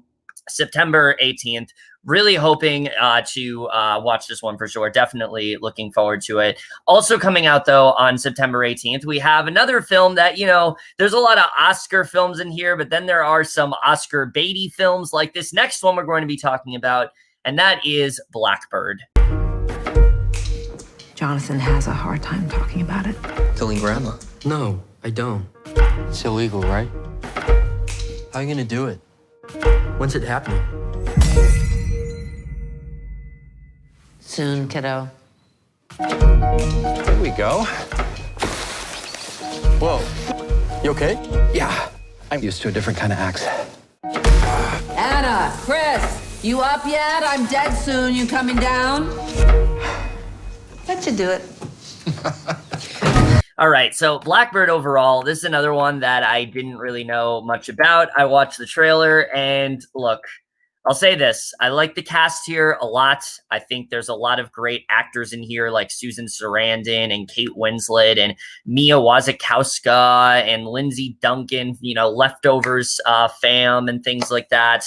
But in terms of the movie, this just seems really generic to me. We've seen this story done so many times where you have this terminally ill mother and she wants to bring her family together, before she dies. And it just doesn't look like anything different than what we've seen before. It doesn't look bad necessarily. It just looks kind of boring. Like this doesn't really seem like it's going to offer much other than some really good performances. I just don't see them doing much with this movie. I could definitely see this being one of those films that's like trying to get like Susan Sarandon an Oscar or something like that. And like, I don't really find myself that interested in this. I think this just looks just kind of blah and dull and just doesn't seem like something that's going to intrigue me all that much. And yeah, not really feeling much with this one. I think it looks okay. Obviously Susan Sarandon's one of my favorite actresses of all time. Oh yeah. And yeah, I think she looks really good in this, and the rest of the cast looks pretty good. The one thing I'll say is that the thing that's interesting about this one is that like I can't really like tell if it's exactly what they're going for, but this one looks a bit of like a different portrayal of like ALS or like an illness that's like very like critical. Is that like it seems like from the trailer that they're implying that the mother wants to have them meet up because she's gonna have like an assisted suicide or something like that, where like she just like takes her own life and stuff because of the illness, but so the illness doesn't take her, I guess. So I mean that's the kind of what I'm sensed from some of the dialogue in the trailer. So I guess that's an interesting thing to explore with this. But I don't know. I just think that the problem with it is that there's a lot of characters in it, and this would be something that would be better as like a mini series, in my opinion. Yes, because then you would have time to really fully like explore like everything, and instead it feels like it's going to be very like rushed and crammed in, and like their big ideas won't have the necessary length and exposure to really be fleshed out and developed properly. But I mean, I think it looks okay. The cast is great. So it looks all right. If you are looking forward to Blackbird, it does come out, of course, on September 18th. Again, it just doesn't seem like anything that's going to intrigue me much, but we'll see how it turns out. Also coming out, though, on September 18th is another movie that I just kind of came out of nowhere, but I guess we're talking about it, and it really just shows like how little there is to talk about, and Caden's going to introduce it. And that is Red Shoes and the Seven Dwarves. Oh my god. Once upon a time, there lived a princess named Snow White. But this fairy tale is about to get a whole new twist. Huh? My shoes! Get her!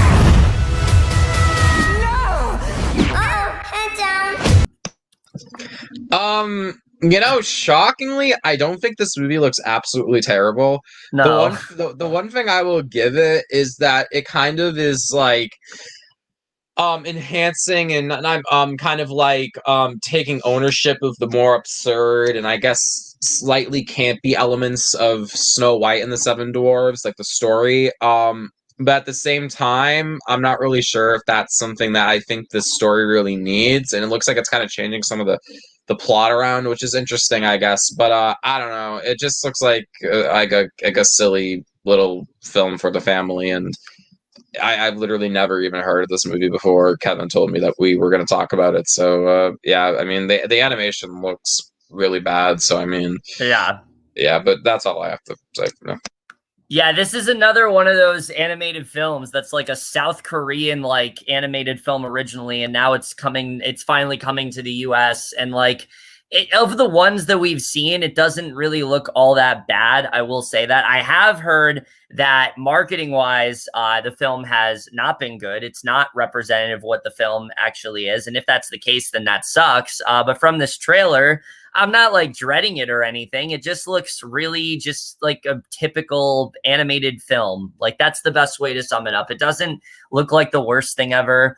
You actually have a pretty good cast there, and like Chloe Grace Moretz and Sam Claflin and like Gina Gershon, but I just don't know if it's gonna be anything that great. I guess we'll really just have to see. But this is the kind of stuff we're talking about now that there's, not as much stuff coming out. This is what it's come to. We're talking about some random animated movie that I don't even know if anyone's even going to watch. But if you do want to watch Red Shoes and the Seven Dwarves, it does come out on September 18th. I guess look forward to it. Not really much else to say. That's everything that comes out on September 18th, though. No Escape, Kajillionaire, Blackbird, and Red Shoes and the Seven Dwarves. Now we're getting into a movie that I have been looking forward to for a while now. It's finally coming out on September 23rd, and that is Enola Holmes. A wild woman brought up a wild child who will make her acceptable for society. She seems intelligent. There are two paths you can take, Enola. Yours, or the path others choose for you. It is time to find my mother.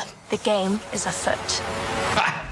All right. So Enola Holmes overall is a film that I feel like I've heard about for forever. Like, this is a film that Millie Bobby Brown has said that she's been doing. We know that she's been doing it with like Henry Cavill. This is like her big, like, she's done like other films. This is her big like feature film, like lead debut. And I think it looks okay. I mean, I'll say that. I think it definitely looks okay. I think the plot itself is interesting. The idea that Sherlock has like this teen sister and things like that. I think that it could be interesting with her kind of becoming like a super sleuth in her own right, but it does look a little bit generic. I think what is going to enhance this film is like Millie Bobby Brown, who is a fantastic actress and definitely seems like she's going to kill it here. It doesn't look terribly interesting though. It doesn't really seem like it's doing anything that different and doesn't look all that necessary. But it's definitely a film that I'm trying to keep an open mind for. I think definitely does have a lot of potential there. I like the cast a lot, and I guess we'll have to see how it turns out, but I hope it's good. I really do. Yeah, no, I mean, I'm in the agreement with you. I mean, it doesn't look like amazing or, great or anything, but I mean, it looks like a fun little film. I like Millie Bobby Brown a lot. I think she's really talented, and it's amazing the success she's had for such a young age. Like she's younger than me, which is like crazy. But yeah, no, I think she looks really fun in this. Henry Cavill and Helen Bonham Carter, they all look fun. It kind of they look like they're well cast, and they're embracing their roles well, and they're really taking a hold of and really like expressing kind of like a bit of like the campiness or the wittiness and charm of it all. And yeah, I mean, it looks like it'll be a fun film. This looks like a good film for Netflix to have. It's nothing like very like I guess complex or anything, and not like it's just it looks like a film that is good to watch on Netflix, and people will watch it obviously. So because I think the trailer has like 4 million views, and yeah, so I think it looks like it could be good, and yeah. All right, so Enola Holmes, it does come out on September 23rd. Really hoping this one's good. Like I said, I've been looking forward to it for a long time now.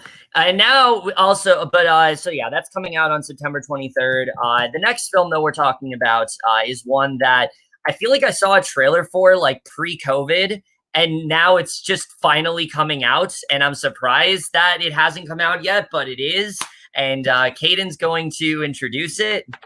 And that is Greenland. What are they saying? More of the same.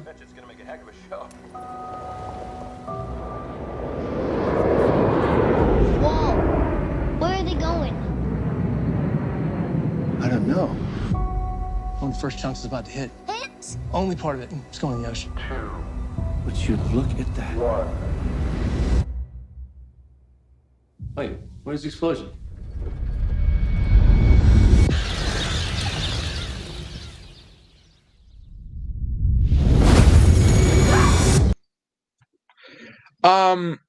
I will say this. When I heard what this film was about and had Gerard Butler, I said to myself, wow, this movie's probably gonna look like garbage, man. But watching the trailer, it looks okay, to be honest with you. Like, is the actual movie gonna be good? Like, I don't know, but the trailer makes it look like okay. It kind of has some very creepy and kind of horrifying elements to it, because this is something that could very well happen in real life, and if it ever happened in real life, it would be horrible. And I think this film from the trailer seems like it's kind of doing a good job at like expressing that. The only thing I didn't like with the trailer was like some like the newscasters, like there was like one newscast in the background that was like, the fourth one is going to drop down, and it is going to be extinction levels of damage. I'm like, oh my God. I'm like, wow, that I'm like such like urgent, words, for the American people. But yeah, nah, I mean, it looks like it could be good, honestly. I mean, hopefully Gerard Butler is good in this, because he's a very hit and miss actor, in my opinion. In my opinion, but hey, I mean, it doesn't look horrible, so you know what, that's good enough for me. No, it doesn't look horrible. I will give it that for sure. But look, we get movies like this every fucking year, and this doesn't seem like it's doing really anything different at all. I mean, look, how can you be a worse like you can't have more of a disaster movie than the year we've been going through anyway. So it's like there's no way that this is going to be on that level. But no, in all seriousness, I just think this looks dumb. Put Gerard Butler in something. He does well in these roles. He definitely does. But just like, I'm tired of watching movies like this. There's so much I can take of Gerard Butler trying to stop like these kind of events. And this is definitely something that could happen. The idea of like this comet coming to Earth in like a few days and it's just going to wipe out humanity completely. Okay, that's an interesting idea. But with the director of Angel Has Fallen in play and Gerard Butler, being in the lead and things like that, this just seems like it's going to be the same thing as like a generic Dwayne Johnson movie or a generic like Gerard Butler movie. Like it just doesn't seem like it's going to do anything that different. And these are just not the kind of movies that I enjoy. I mean, they're not, I feel like this is going to be very mediocre. Like that's the best way to sum it up. This is going to be an incredibly mediocre film that I'm probably going to forget like the second that I'm done watching it, but I guess we'll see. My hopes are not very high when it comes to these kind of films because rarely do they offer anything different than just these large action set pieces and, some fun cinematography, but that's really kind of it. And I don't really see this being anything different, but I guess we'll have to see. If you are looking forward to Greenland, though, it does come out on September 25th. I guess we'll see how it turns out, but I don't really have that much hope for it. Also coming out, though, on September 25th is a movie that I actually am kind of looking forward to, and that is Ava. I know you like Ava. But she's a liability. No, not her. She's best of breed. I recruited her. I trained her. She's talking to the targets! Ava. I'm good. Promise you. Keep your head down, kiddo. Management will be watching on this one. You did something bad. I wouldn't have sent me if you hadn't.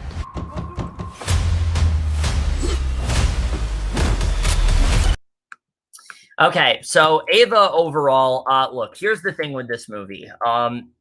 I will say it off the bat. It definitely does look generic. Like this is similar to Greenland. We get movies like this all the time where you have like the spy and she ends up kind of going rogue and like doing her own thing. And then, she's like this big, like, she's this big target all of a sudden and she's got to like outrun all these people that are after her. And definitely that does look generic. The thing that intrigues me is having Jessica Chastain in the role. I think she's going to do an excellent job. I think this is kind of a side of her that we really haven't seen before. Like when I think Jessica Chastain, I don't really think like action movie. And I think she definitely could do a great job here for sure. I'm excited to see what she ends up doing in this film. The rest of the cast as well. John Malkovich, Common, Gina Davis, Colin Farrell, Diana Silvers, just a really solid cast overall. My thing is, I'm just worried this is going to be another really generic like spy movie. I don't really see it being anything that different. There were definitely some really cool action set pieces in the trailer, but considering the stuff that Tate Taylor's done, which has not really impressed me that much, like Girl on the Train and Ma, just not really films that I've liked all that much.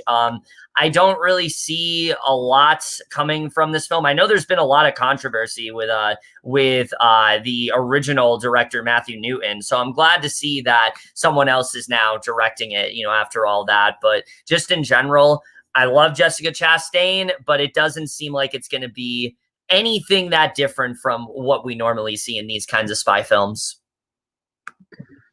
Yeah, no, man, I gotta be honest with you, man. I love the cast of this movie, but I don't think it looks that good, honestly. Like nothing about this looks that interesting to me. Yeah. The directing looks bland and boring and unoriginal, and like, I just like the acting, looks fine. Obviously the cast is great. But just like the plot to this movie, like it just doesn't interest me, honestly. Like it just doesn't I don't know, it's a shame, but that's all I really have to say. Honestly, So if you are looking forward to Ava, it does come out on September 25th. Not really that interested in it at all. But now we get to a film that I know Caden is just dying to talk about. This is a film that was supposed to come out, I believe, in like June or something like that. It's now finally coming out. It's the next great hit from Disney Plus. Woo! Oh yeah, and that is the one and only Secret Society of Second-Born Royals. Good morning, class. We are going to have fun this summer as members of the Secret Society of Second-Born Royals. You guys have superpowers. We're superheroes? There's a special gene exclusive to second-borns of royal bloodlines. A gene that gives some of us extraordinary abilities.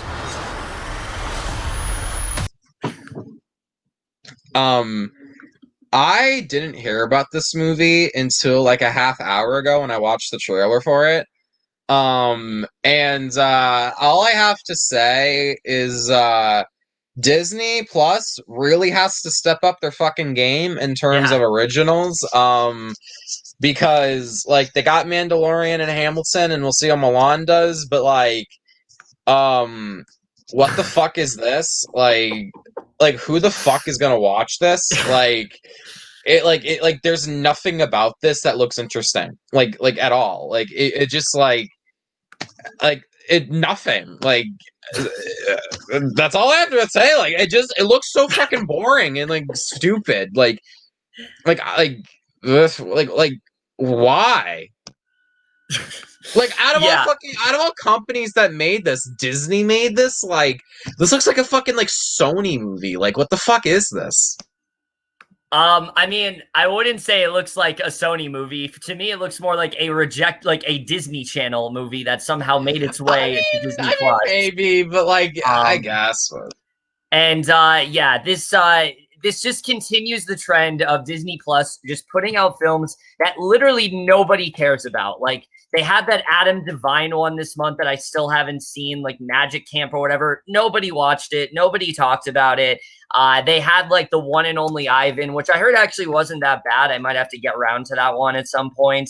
But just the films that they've been distributing as a streaming service, for the most part, have been fairly bottom of the barrel and very like unremarkable. Like they have yet to do something that is like, oh, I need to get Disney Plus for this. Nobody is, and that's the thing. It's similar to like other streaming services. You have to think like this is a film that people will go out of their way to purchase a streaming service for.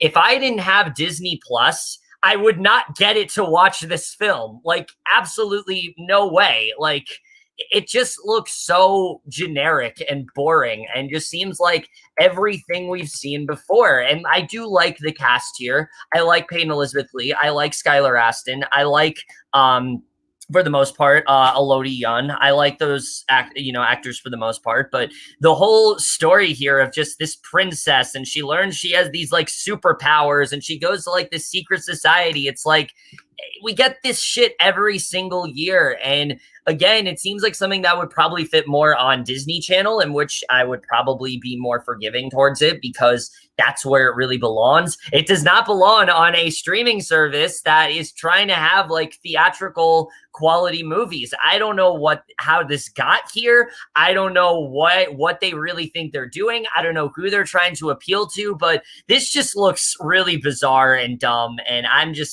not at all into this at all. I think this just looks like a really generic Disney Plus film. That really, again, is in line with the other ones they've made. They've made things like Stargirl, or they make something shit like Artemis Fowl. And then every so often they'll have good things like the Phineas and Ferb movie that you should watch because that's really good, but that's beside the point. Most of what they make is fairly unremarkable, and it really seems like Secret Society of Second-Born Royals will not be any different than that. If you are looking forward to it, though, it does come out on September 25th. I guess look forward to it. Maybe it'll be good, but I honestly don't know. Okay, so in a weird twist, because this doesn't normally happen, these last two movies we're talking about actually don't have trailers yet. These are movies that I am It's right up my alley then. Shut up.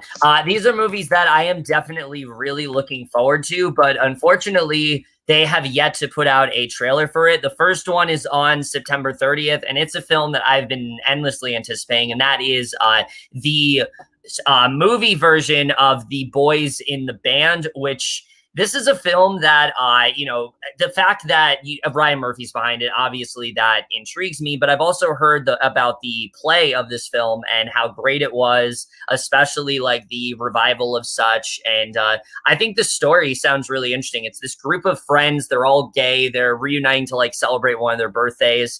One of the hosts like shows up uninvited, and then there's like the whole like evening is thrown to turmoil. That's really all the description says. I don't know much more about it than that, but the cast here is just amazing. Jim Parsons, Zachary Quinto, Matt Bomer, and Andrew Rannells, and I think this is going to be really great. Joe Mantello, I haven't seen much of his like directing in terms of movies, but as a theater director, I mean, he's done so much. Like he's done productions for like Wicked and like Assassins and big shows like that. So he's no stranger to this kind of thing. But in terms of directing movies, I think this is going to be his first gig, and that excites me, but it also worries me. It excites me because of the fact that I think Joe Mantello is very talented, but it worries me because I'm worried this is going to be something like, say, An American Son, where it's something that I can see working really well as a play. I'm not entirely sure if it's going to translate well to,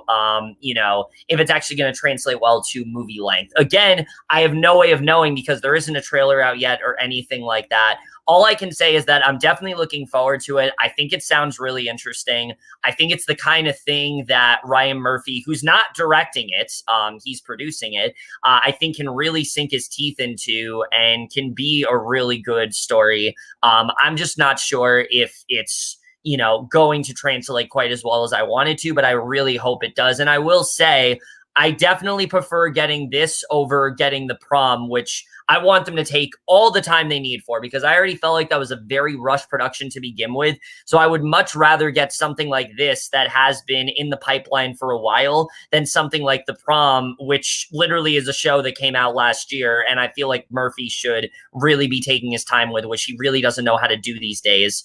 So I'm definitely looking forward to this. Yeah, it sounds really good. The talent behind it is fantastic. The plot sounds really interesting also. And I just hopefully it comes out, because it's a bit weird we don't got a trailer for it yet, but you know what? It's hopefully it's good, because no, it's definitely coming out, because it's coming on to Netflix. I'm sure they'll release a trailer in 2 it's a weeks Netflix. or so. It's a Netflix movie. Yeah, it's a Netflix movie. It's a Netflix movie. Well, that makes more sense then, I guess.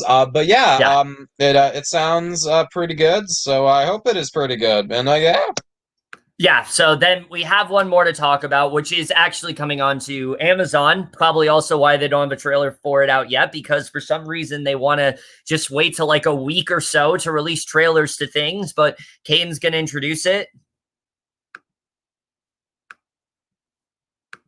Caden.